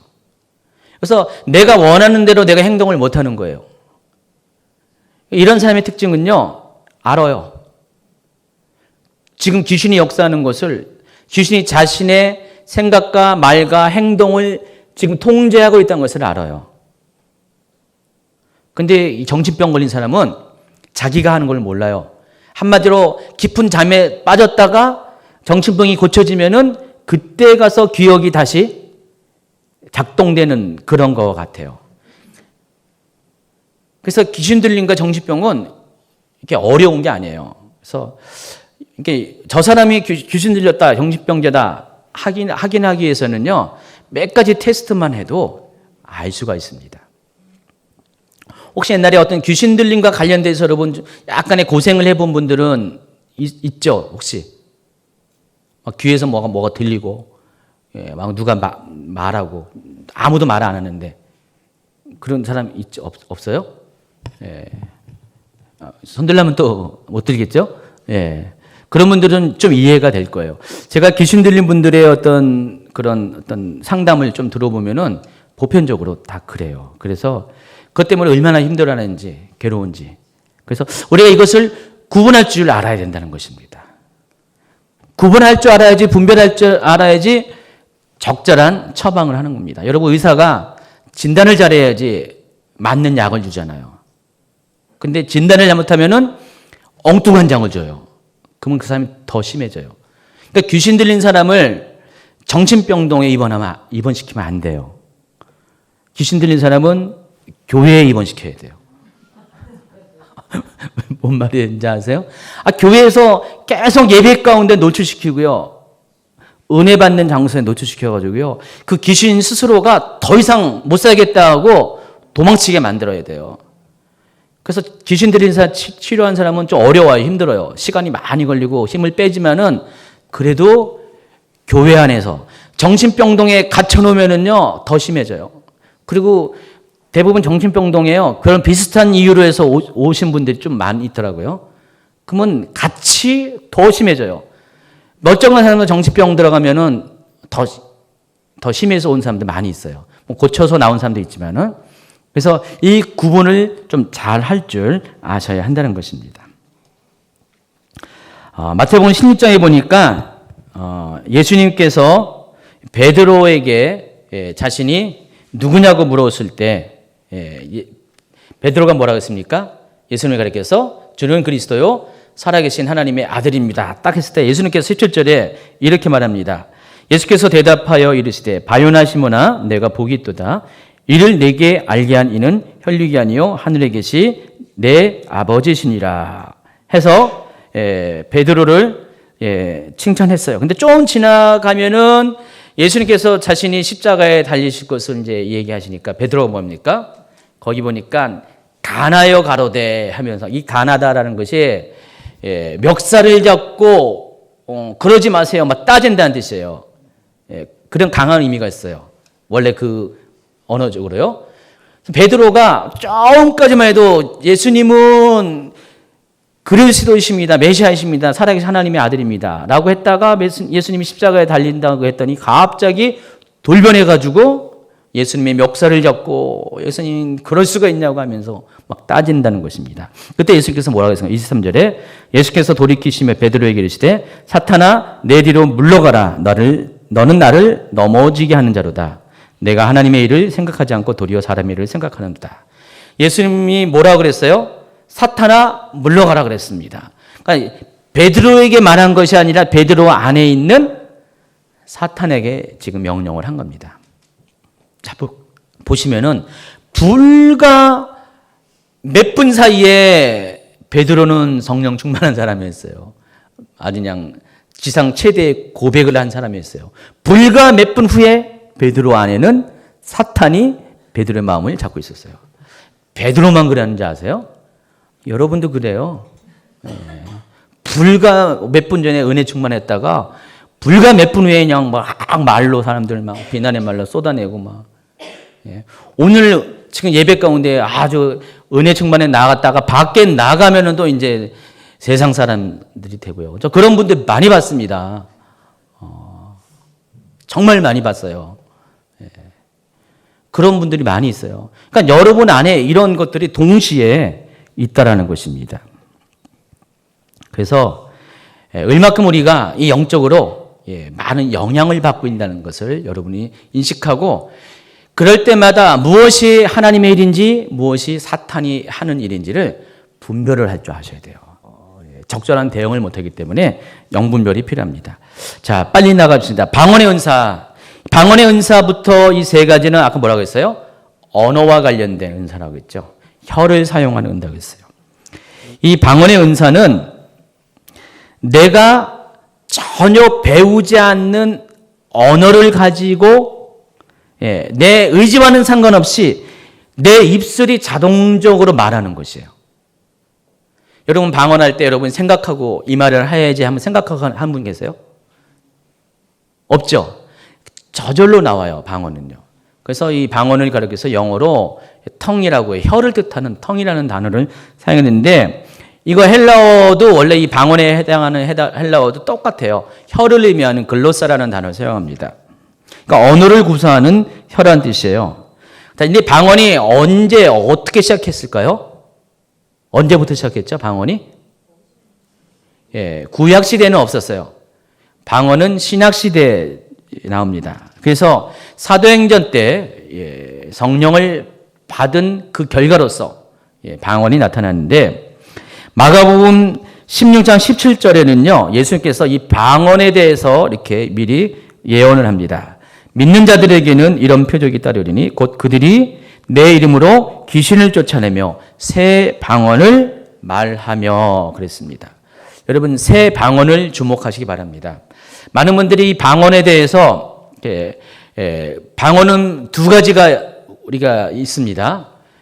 그 고린도전서 13장에 말하는 바대로 사람의 방언과 사람의 말과 천사의 말이 있는데 이 사람의 방언은 뭐죠? 우리가 알아듣는 언어를 말하는 거고요. 그러니까 언어 체계를 가진 것을 말하고 천사의 말은 우리가 알아들을 수 없는 언어 체계가 없는 영적인 말을 말하는 것입니다. 그런데 여기 보니까 예수님께서 이 새 방언이라는 것은 새로운 방언을 말하는 거잖아요. 그러니까 기존에 있는 언어 체계가 아니라는 것입니다. 언어 체계가 아니에요. 한 번도 듣도 보지 못했던 그런 말이 나온다는 것입니다. 예수님께서 나중에 성령께서 임하시면은 이런 일이 있을 것이라고 예언을 하신 것이에요. 그래서 첫 번째가 방언에 주신 이유가 믿는 자들의 표적으로서 방언을 주신 것이고요. 그 방언을 한 걸 통해서 저 사람이 그리스도인이라는 것을 확인할 수가 있다는 것입니다. 두 번째가 각 민족을 사용하는 언어로서 이렇게 방언을 주신 것입니다. 그러니까 사도행전 보면은 사도행전 2장에 나와 있는 것은 그런 방언이에요. 그러니까 각 사람들이 알아들을 수 있는 언어로서의 주신 방언인 것입니다. 그래서 방언은 성령이 임할 때 나타나는 현상 중에 하나예요. 사도행전 19장 6절에 보니까 바울이 그들에게 한 사임에 성령이 그들에게 임하심으로 방언도 하고 예언도 했다고 그랬어요. 그래서 방언을 주시는 목적이 두 가지입니다. 자기의 덕을 세우기 위해서 또 믿지 아니하는 자를 위한 표적을 되게 하기 위해서. 고린도전서 14장 4절에 나와 있어요. 방언을 말하는 자는 자기의 덕을 세우고 예언하는 자는 교회의 덕을 세운다니. 14장 22절 방언은 믿는 자들을 위하여 아니하고 믿지 아니하는 자들을 위하는 표적이니 이렇게 나와 있습니다. 방언에 주는 유익이 있습니다. 여러분 이 방언은 연쇄적으로 은사들을 계속해서 불러일으키게 하는데 여러분 일단 방언이 터지면 어떻게 되는지 아세요? 곧바로 이어지는 것이 방언 통역입니다. 여러분 방언을 받았으면요, 여러분 기대하시기 바랍니다. 이 방언을 좀 있으면 하나님이 통역할 수 있는 길을 열어주세요. 근데 많은 분들이 방언 통역을 오해하는 경우가 있어요. 방언 통역을 기계적으로, 문자적으로, 언어적으로 생각해요. 그래서 I am boy를 하면은 이게 이제 영어잖아요. 만약에 영어 방언이다 그러면은 이 방언을 통역하는 것은 그냥 I am a boy 그대로 나는 한 소년입니다라고 하는 것이 방언 통역인 줄 생각을 하고 있어요. 그러니까 그 방언의 어떤 문장을 듣고 단어를 듣고 그것을 기계적으로 번역하는 것이 방언 통역이라고 생각하는데 아닙니다. 방언 통역은 그런 것이 아니라 방언 통역은 영감을 받아서 내가 문자적으로 기계적으로 그것을 통역하는 것이 아니라 성령께서 그냥 내 입술을 주장해서 이 방언이 무슨 뜻인 것을 그대로 말하게 하신 것을 혀만 허락해서 말하게 하심을 따라 말하는 것이 방언 통역이라는 것이죠. 그래서 감동이에요. 이 모든 은사들은요, 여러분 이렇게 명심할 것이 내 생각을 통과하는 것이 아니기 때문에 내 생각 가운데 언어적인 어떤 그 생각을 통해서 번역을 하는 것이 절대 아니에요. 그냥 단지 하나님께서 옆에서 방언을 하면은 이 방언이 언어적으로 통역적으로 맞는지 틀리는지 상관없이 성령께서 그냥 이 사람이 방언을 하면 내 입술에서는 그냥 따라서 몸 말이 나오는 거예요. 방언하면 이제 한국말로 나오는 거. 그게 방언 통역이에요. 그래서 영감을 따라서 하는 것이에요. 그러니까 영감을 잘 받아야 돼요. 영감을 딱 주시면은요, 영감을 따라서 그냥 말하게 하심을 따라서 방언도 하고 말하게 하심을 따라서 방언을 통역을 하는 것이에요. 그래서 고린도서 14장 2절에 이런 말씀이 있어요. 방언을 말하는 자는 사람에게 하지 않고 하나님께 하나니 이는 알아듣는 자가 없고 그 영으로 비밀을 말합니다. 여러분 이 방언은 비밀 기도에 해당하는 것이에요. 그래서 아까 그 설명을 했듯이 방언에 두 종류가 있다고 했죠. 사람의 말과 천사의 말이 있어요. 사람의 방언과 천사의 말이 있는데 사람의 방언은 알아들을 수 있는 것을 말해요. 근데 천사의 말은 알아들을 수가 없어요. 근데 여기 14장 2절에 보니까 알아듣는 자가 없는 것을 그것을 말한다 그랬어요.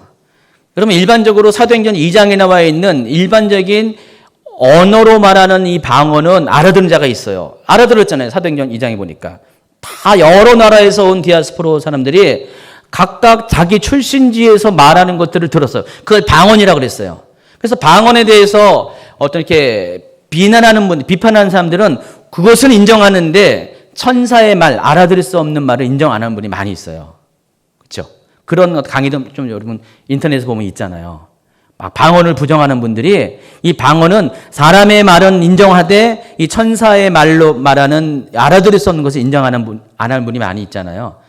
근데 이 말씀을 보면은 방언은 알아듣는 자가 없다 그랬어요. 여기 말하는 것은 천사의 말을 의미하는 것이에요. 알아들을 수 없는 것이 정상이라는 것입니다. 하나님이 방언을 주신 이유가 비밀을 말하기 위해서 준 것이에요. 나도 모르고 너도 모르고요. 귀신도 몰라요. 오늘 누가만 아십니까? 하나님만. 그러니까 방언은 나와 하나님만이 알 수 있는, 직통하는 그런 언어예요. 그러나 그 사람의 방언은 다른 사람들이 알아요. 그 언어를 이해하는 사람은 알아요. 근데 보통 그래서 이 성경에서 말할 때 대부분의 이 방언은 특별한 경우를 빼고는 전부 다 천사의 말이에요. 그러니까 여러분이 지금 하시는 이 말들이 여기서 말하는 이 알아들을 수 없는 비밀을 말하는 언어라는 것입니다. 근데 이것을 막 어떤 분들은 막 부정을 해요. 이거는 마귀가 갖다 주는 거다. 사람의 방언만 진짜 방언이다. 그것만 인정하는 분이 많이 있는데 아닙니다. 성경은 두 가지를 다 얘기하고 특별히 비중으로 따지면은 이 알아들을 수 없는 비밀스럽게 말하는 영적인 언어가 거의 대부분이에요. 여러분 혹시 주변에 알아들을 수 있는 방언을 내가 배운 바 없는데 영어도 모르는데 영어 방언하는 분, 그것을 딱 듣니까 이건 해석이 가능하다. 영어를 아는 사람들이 그런 방언하는 분이 계십니까? 있으세요? 본인이 그러세요? 어느 방언 하세요?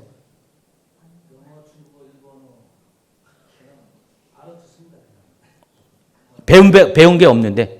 예. 이야, 대단하십니다. 특별한 케이스예요, 이렇게. 특별한 케이스고, 거의 대부분은 이런 천사의 말입니다. 그래서 여러분이 여러 번 방언하는 것들이요, 잘못된 것이 아니라 보편적으로 성령께서 대부분의 사람들에게 주신 것이다. 라는 것을 여러분이 확신을 갖기 바랍니다. 예. 어쨌든 이 방언은 비밀 기도에 해당해요. 그래서, 여러분 이제, 뭘 할 때도, 말할 때도요, 조심해야 될 것이 있어요. 하나님인가 여러분이 이렇게 약속이 있어요. 하나님 여러분에게 어떤 이렇게 응답을 주신 게 있죠. 여러분이 기도를 했는데, 뭐, 응답을 주시고 또 예언 주는데, 함부로 말하지 말라는 것이에요. 정말 지도새도 모르게 해야 돼요. 마귀도 모르게 해야 돼요. 근데 여러분이 말하잖아요. 이 마귀가 그걸 다 들어요. 마귀도 시공간을 초월한다고 했잖아요. 다 들어요. 듣고 있다가 그 예언이 이루어지는 것을 최대한 방해를 해요. 마귀는요. 그래서 뭐 하나님 어떤 응답을 주시면은요, 어떤 사람은 너무 좋아가지고 막 떠버리고 다니는 사람이 있는데 나중에 보면은 이루어지지 않는 거예요. 하나님 원망해요. 자기가 한 행동을 착각을 잘 기억 못하고 자기가 그거 다 얘기한 거예요. 다 얘기했더니 마귀도 알아듣고요. 사람 중에서 그걸 듣잖아요. 저는 이제 사람의 속을 언젠가 알게 됐어요. 저는 제게 좋은 일이 있어요. 얘기했더니 좋아할 줄 알았더니 웬걸 엄청 싫어해요. 하나님 왜 저 사람에게만 그렇게 응답하셨어요? 나는 뭡니까 하면서 마음에 막 속이 부글부글 끓고 있던 거예요. 몰랐어요. 난 저 사람이 그 얘기를 하면 같이 기뻐해 줄 줄 알았는데 그렇지 않은 게 사람이더라고요. 네. 진짜 그래요. 그래서 그런 모든 것들이 여러분의 주변 가운데 여러분의 그런 받은 응답을 성취하지 못하도록 막아서는 역할을 하고 있습니다. 그래서 말하지 않는 게 좋아요. 그래서 여러분 기도할 때도요, 방언은 영의 언어잖아요. 여러분의 영이 기도하는 것이에요. 그래서 이왕이면은 방언으로 기도를 많이 하셔야 돼요. 그러면 한국말로 하면은 다 알아듣는데 이 방언으로 하면은 오직 하나님과 나만이 하는 것이고 또 이것도 나도 몰라요. 내 영이 원하는 것을 기도하기 때문에 이 방언 기도를 해요. 근데 혹시 내가 하는 말이 너무 방언이 궁금하다 생각한 분은 하나님 방언 통역의 은사를 주세요. 그래서 내가 말하는 이 방언이 뭘 말하는지를 내가 먼저 깨닫게 해주세요. 그렇게 요청하셔가지고 그것까지 받으시기 바랍니다. 천국은 침노하는 것인데 여러분이 그렇게 하나님 앞에 요구하시면 하나님이 다 주세요. 대부분 그냥 가만히 있으면 다 주실 줄 아는데 실은요, 제가 겪어보니까 떼쓰는 사람을 더 많이 주시더라고요. 떼쓴다고 주는 게 아니라 그만큼 사모함이 있기 때문에 하나님이 주시는 것 같아요. 방언 기도는 오래 여러분 기도할 수가 있습니다. 방언 기도하는 사람은 대부분 기도가 오랫동안 기도할 수가 있어요. 또 하나님의 임재 속에 들어갈 수 있고 또 여러분의 영적인 눌림에서 이 방언 기도가 해방될 수 있고요. 또 방언 기도를 하면 성령의 인도가 더 보다 빨리 찾아올 수가 있고요. 또 이 방언을 통해서 여러분 깊은 차원의 찬양을 하나님께 드릴 수가 있습니다. 그리고 또 방언의 유익 중에 하나가 다른 은사를 받는 통로가 된다는 것. 다 아시죠? 최현영 목사님 통해서 많이 얘기 들었겁니다. 방언 통역의 은사, 한마디만 이 부분은 이야기합니다. 직접적으로 언어 대 언어로 통역하는 것이 아니라 뭐라고요? 영감. 영감을 따라서 하는 것입니다. 그래서 성령께서 주시는 영감을 통해서 방언으로 말하는 것이 무엇인지를 분별하고 이해하는 것이에요. 그래서 기계적인 통역이 아니기 때문에 방언은 한마디 했는데 방언 통역은 10마디 하는 경우도 있어요. 거꾸로 방언은 이만큼 했는데 통역은 요만큼 할 때도 있어요. 어때는 방언은 멈췄는데 방언 통역은 계속 나오는 경우도 있어요. 이걸 보면은 막 이렇게 이거 잘못했다고 막 이렇게 생각하는 분이 있어요. 그러니까 영감이라는 차원을 이해하지 못하기 때문에 그것을 그렇게 생각하고 비난하는 거죠. 그래서 영감은 그냥 하나님이 그 시간에 주시는 것이에요. 어떤 분은요, 똑같이 방언하는데 이 사람 통역과 저 사람 통역이 다를 수도 있어요. 하나님이 이 사람과 저 사람을 통해서 역사하는 영감이 또 다를 수가 있어요.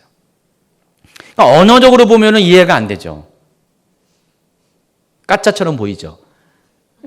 근데 영감은 영적인 감동을 말하는 것입니다. 영적인 감동이 다른 거예요. 실제로 이것이 현장 가운데 있을 수가 있어요. 그러니까 방언의 통역에 대해서 여러분이 이런 이해가 있어야지 그런 상황 가운데 하나님을 이해할 수가 있고 성령님의 사역을 이해할 수가 있습니다. 또 방언은 어떤 단계로 여러분을 나아가게 하냐면은 예언으로 할 수 있게끔 여러분이 이끌어줘요. 방언을 하면은 방언 통역이 이어질 것이고 방언 통역하면은 여러분 하여금 예언의 단계로 여러분을 끌어갈 수 있는 매개체가 된다는 것입니다. 그래서 저도 특별히 하나님한테 어느 날 예언을 받았다 그런 게 없었어요. 근데 방언을 통역을 했었죠. 근데 언젠가부터 저도 예언을 하고 있더라고요. 방언 통역하다가 이 사람은 방언을 안 하는데 저는 계속 말을 하는 거예요. 나중에 알고 봤더니 그것이 예언을 하고 있었던 거예요. 제가 이제 공개적으로 지금 무슨 이런 자리에서 예언을 안 해요. 왜냐면 저는 예언 사역자가 아니기 때문에. 예언은 하되 예언 사역자가 아니에요. 근데 개인적인 자리에서는요, 저도 예언을 많이 해요. 그런데 제가 느끼는 것은 제가 작정한다고 해서 예언이 나오는 게 아니라 어떨 때는요, 하나님이 아주 그냥 예언을 그냥 술술술술술술 막 나오게 할 때가 있어요. 또 어떨 때는 예언이 안 나오고 뻑뻑하고 몇 주 전인가 지난주인가 전주인가 천영 목사님은 일찍 힘들어가지고 철수했어요. 근데 저는 2시간을 여기 끝까지 예언을 해주고 갔어요. 생각나시죠? 끝까지 남아있는 사람은 복이 있나니? 제가 아주 그날은 막 예언이 막 풀어지는 거예요. 막 풀어지니까 그냥 제가 피곤한 것도 없어졌고 별로 신경도 안 쓰고 그냥 끝까지 남아있는 사람을 다 해줬어요. 6시까지 해줬어요. 그날은 그냥 하나님이 이렇게 어떤 예언의 영을 막 부어주신 것이죠. 근데 모든 날이 그런 날이 아닙니다. 오늘을 여러분 그렇게 기대하셔서는 안 되고요. 어떤 날은 그렇게 돼요. 근데 어떤 날은 그렇게 안 돼요. 하나님이 부어주시는 것이 다르다는 것이죠. 예언의 영이 임할 때는, 예언의 기름 부음이 일할 때는 그렇게 하는. 지금 갑자기 예언으로 넘어가 버렸네요. 이왕 예언으로 넘어갔으니까 예언을 하겠습니다. 예언은 뭐라고 했어요? 이 언어의 은사 중에서 한 가지라고 했어요. 혀를 사용해서.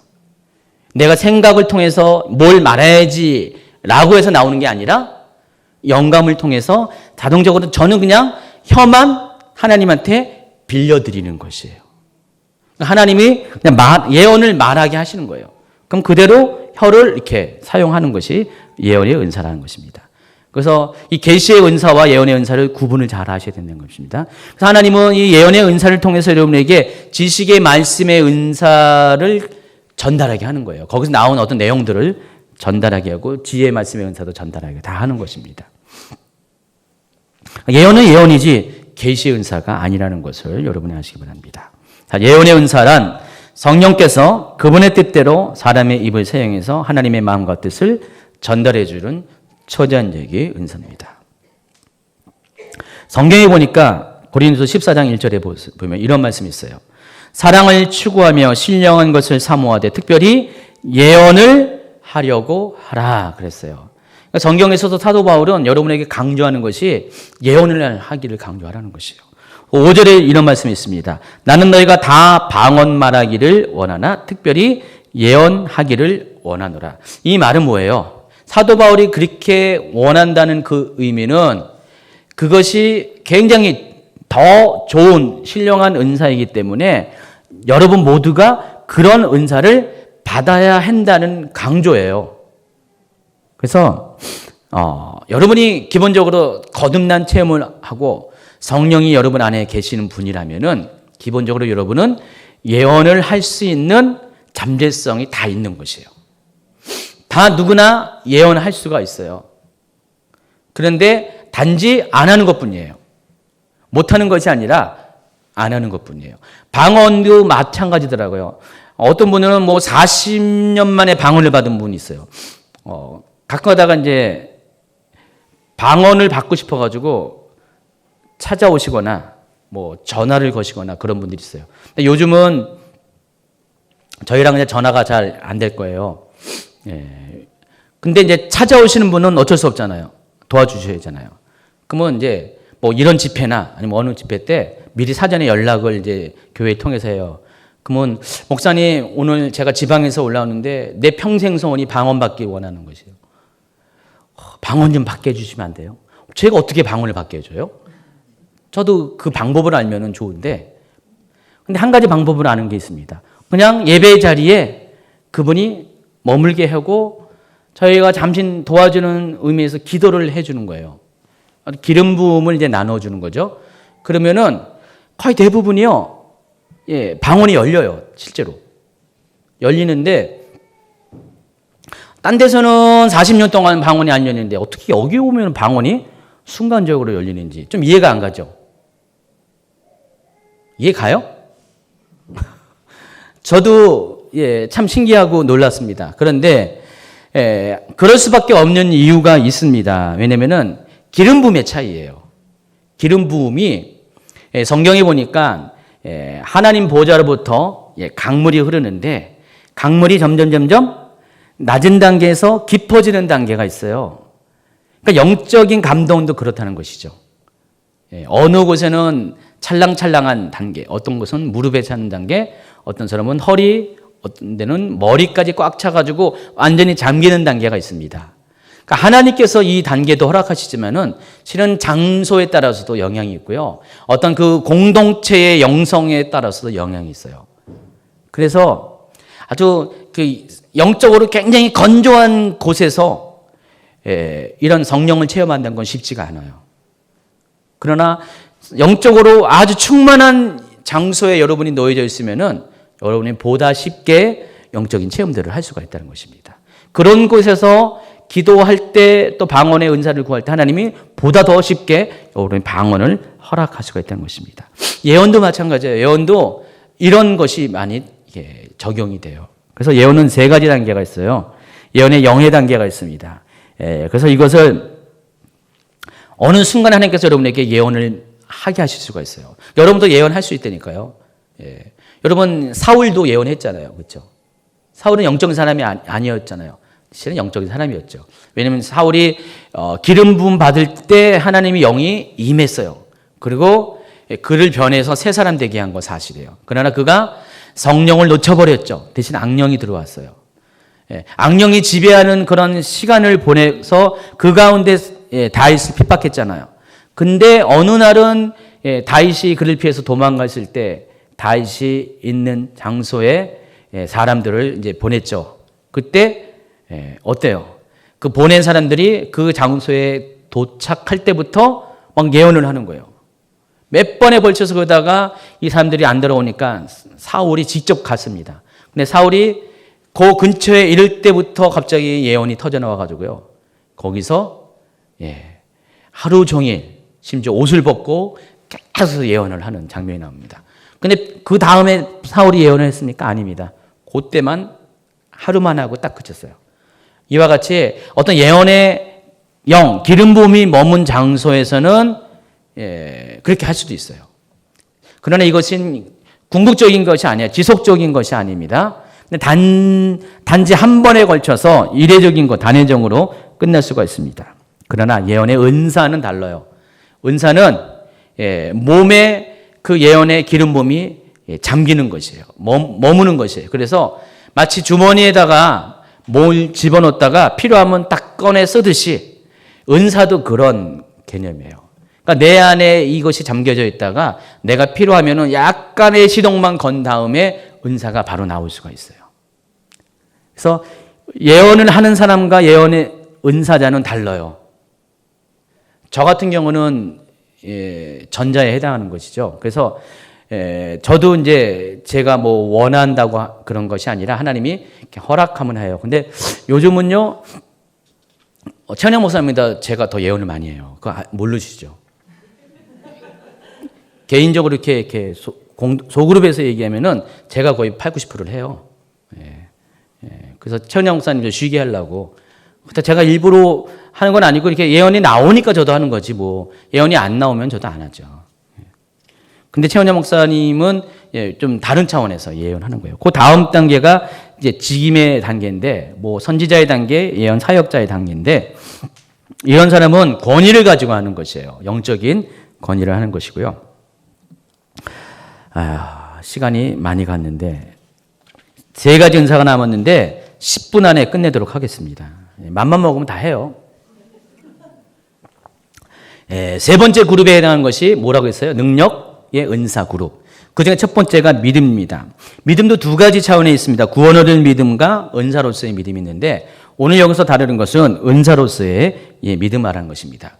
은사로서의 믿음은 똑같아요.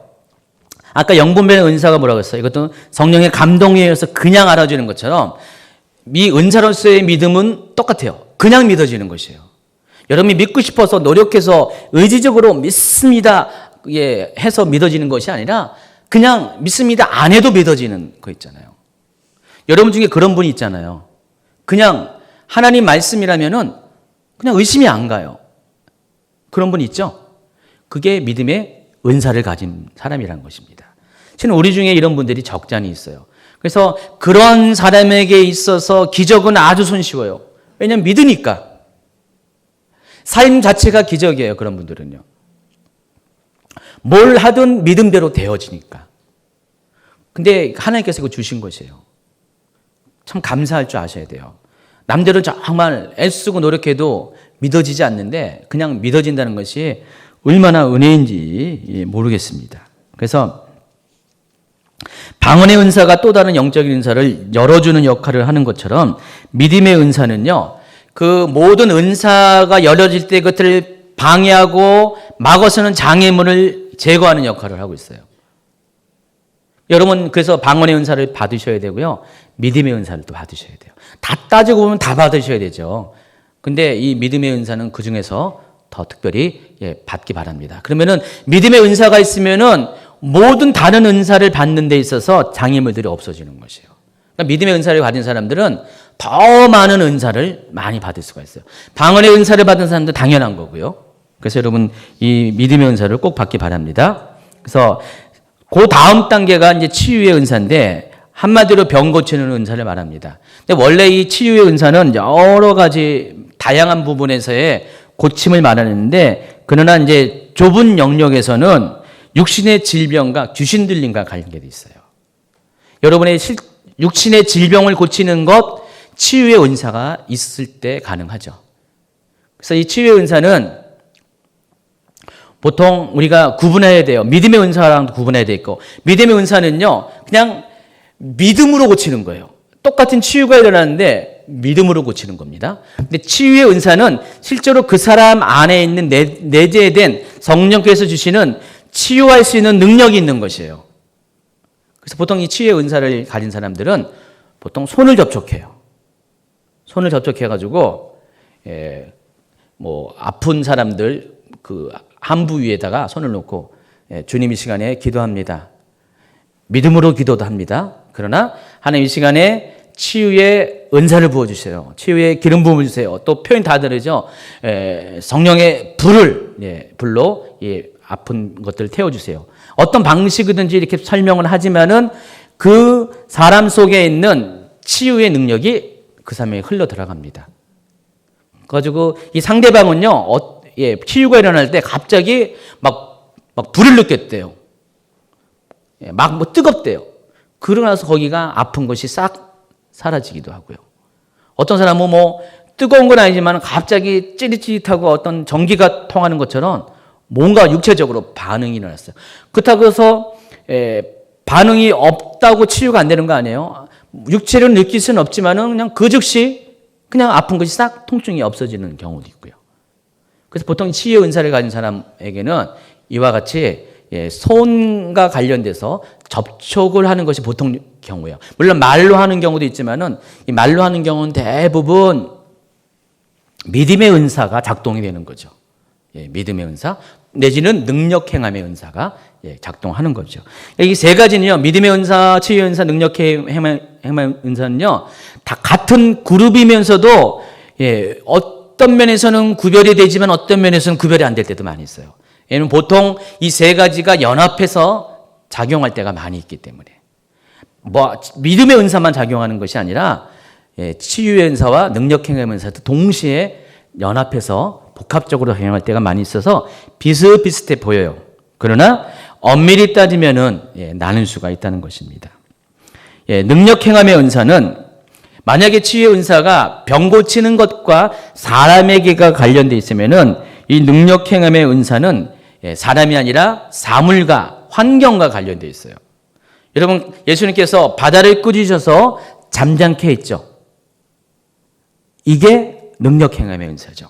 그러니까 다른 말로 하면은 기적을 일으키는 은사를 말하는 겁니다. 아까 제가 물어봤는데 기적을 일으키는 은사를 가진 분 아무도 없더라고요. 여러분 중에. 근데 기적을 일으키는 은사를 가진 사람이 간혹 있어요. 실제로 있어요. 그 사람이 정말 기도하면은 자연의 현상들이 정말 초자연적인 변화가 일어나는 사람이 있다라는 것입니다. 예수님만 그런 게 아니고요. 성경에 보면은 많은 하나님의 사람들이 그런 일들을 행한 것이 사실이라는 것입니다. 또 기적을 일으킨다고 그랬으니까 기적 중에 가장 큰 기적이 뭘까요? 죽은 자가 일어나는 것이죠. 그래서 이 능력 행함의 은사를 가진 사람은요, 죽은 자를 살리는 그런 열매도 있습니다. 예수님이 많은 분들을 죽은 자를 살렸죠. 근데 예수님보다 더 많이 죽은 자를 살린 사람들도 많이 있어요. 제가 예전에 이 강의에서 설명했나? 그 위글스워스 목사님 설명했죠. 영국의 유명한 사역자죠. 이분 같은 경우는 공식적으로 14명을 살렸어요. 자기 아내를 포함해서 14명을 공식적으로 살렸어요.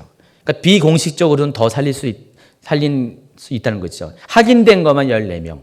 진짜 죽었어요. 다 죽었는데, 예수님처럼, 누구죠? 나사로가 무덤에 들어가가지고 막 시체가 썩기 시작했는데도 그를 살리는 것처럼 그런 일들을 행하는 분들이 지금이 있다는 것입니다.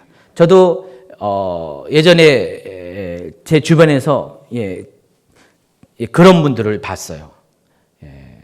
그분도 진짜로 이렇게 사람을, 그리고 누가 우리 카페에다 올렸는데 그 조영규 목사님이 어느 분을 소개하면서 간증했는데 그 같은 어떤 순복음 어느 목사님인가요? 연세 드신 분인데 그분이 정말 죽은 사람을 살리는 것을 이제 간증하더라고요. 그래서 조영규 목사님이 내가 봤다니까요. 진짜 봤다니까 하면서 벌써 몇십 년 전에 그런 얘기를 누가 올려놨더라고요. 나도 봤고요. 이 사람도 봤고 많은 사람이 봤어요. 진짜 살아났어요 하면서 그런 일이 지금도 종종 일어나고 있습니다. 저쪽 복음이 안 들어가는 무슬림권 그런데도요 하나님이 지금 막 죽은 자를 막 살려놔요. 그래서 요즘 그쪽에는요 하나님이 사람의 입을 통해서 복음이 전파되는 것이 아니라 예수님이 직접 복음을 전하는 거 아시죠? 막 예수님이 꿈에 나타나기도 하고 환상에 나타나기도 하고요. 직접 현실 가운데 예수님이 나타나기도 하고요. 병이 치유받고요. 죽은 자가 막 살아나는 것을 보면서 무슬림이 예수를 믿을 수밖에 없는 상황으로 막 가고 있어요. 자, 그렇다면은 왜 하나님이 이런 능력 행함의 은사를 주세요? 이 능력 행함의 은사의 첫 번째 목적은 복음 전도에 있어요. 하나의 표적으로서 하나님께 주신 것이에요. 그러니까 능력 행함을 통해서 사람들이 어떻게 돼요? 믿는 거죠. 와, 하나님이 살아계시구나. 표적은 사인이라고 그러잖아요. 무엇이 진짜라는 것을 알게 하는, 드러나는 게 표식인데, 이 전도에 있어서, 복음 전도에 있어서 능력행함의 은사는 탁월해요. 그래서 보통 이 능력행함의 은사는 사도적인 권능을 말하는 것이에요. 복음 전도자에게도 많이 나타납니다. 그래서 초대교회에는 이런 것이 아주 흔했어요. 사도들은 다 기본적으로 이 9가지의 은사를 다 받은 사람이지만 특별히 이 능력형의 은사가 탁월했습니다. 그래서 어느 가는 곳곳마다 이걸 통해서 사람들로 하여금 하나님의 살아계심을 인정하게 하고 그 권위 앞에 엎드리게 만들었습니다. 그리고 이 하나님께서 능력형의 은사를 주신 이유 중에 하나가 하나님과의 관계 가운데 우리에게 주신 것이에요.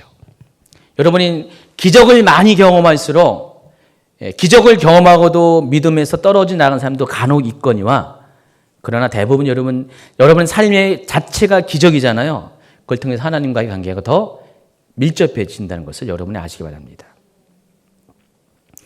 여러분 삶에 여러 가지 어떤 초자연적인 어떤 능력들이 많이 나타나면요, 그것을 쫓아가다 보면은요, 그것만 쫓아가는 것이 아니라 그것을 쫓아서 하나님과의 관계를 쫓아나가면은요, 여러분 믿음이 아주 부쩍부쩍 성장해질 수가 있어요.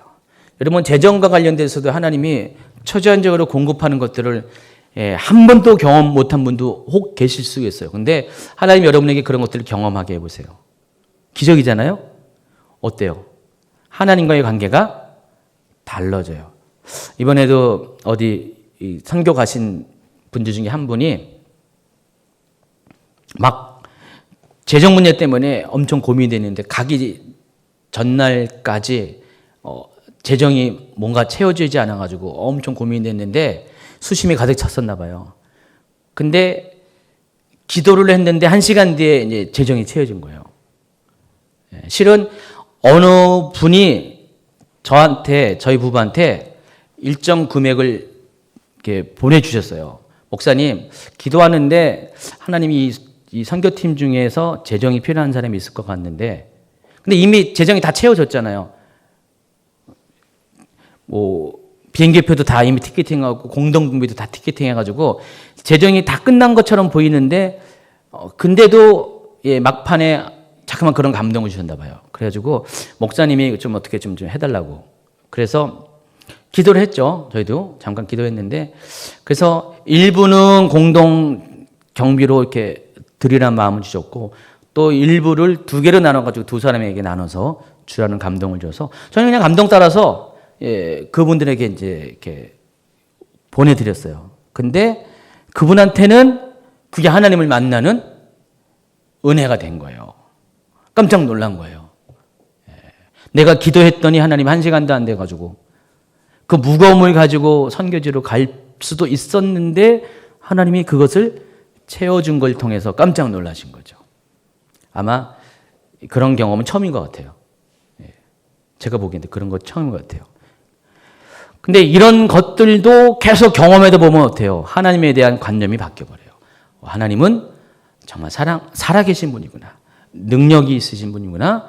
또 특별히 나를 관심 갖고 계시는 분이구나. 그러니까 저 사람이 하나님이 아니라 나의 하나님이라는 것이.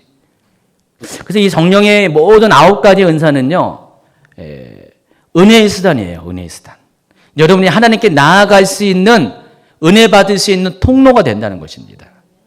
여러분 이거에서 너무 몰두하고 이것에 무슨 여러분 드러나고 해서 이것을 성령의 은사를 통해서 여러분이 뭔가를 얻기 위해서 이렇게 살지 마시고요. 일단 이걸 통해서 내가 하나님께 좀 더 가까이 갈 수 있다라는 어떤 확신을 가지고 이 은사들을 사모하시기 바랍니다.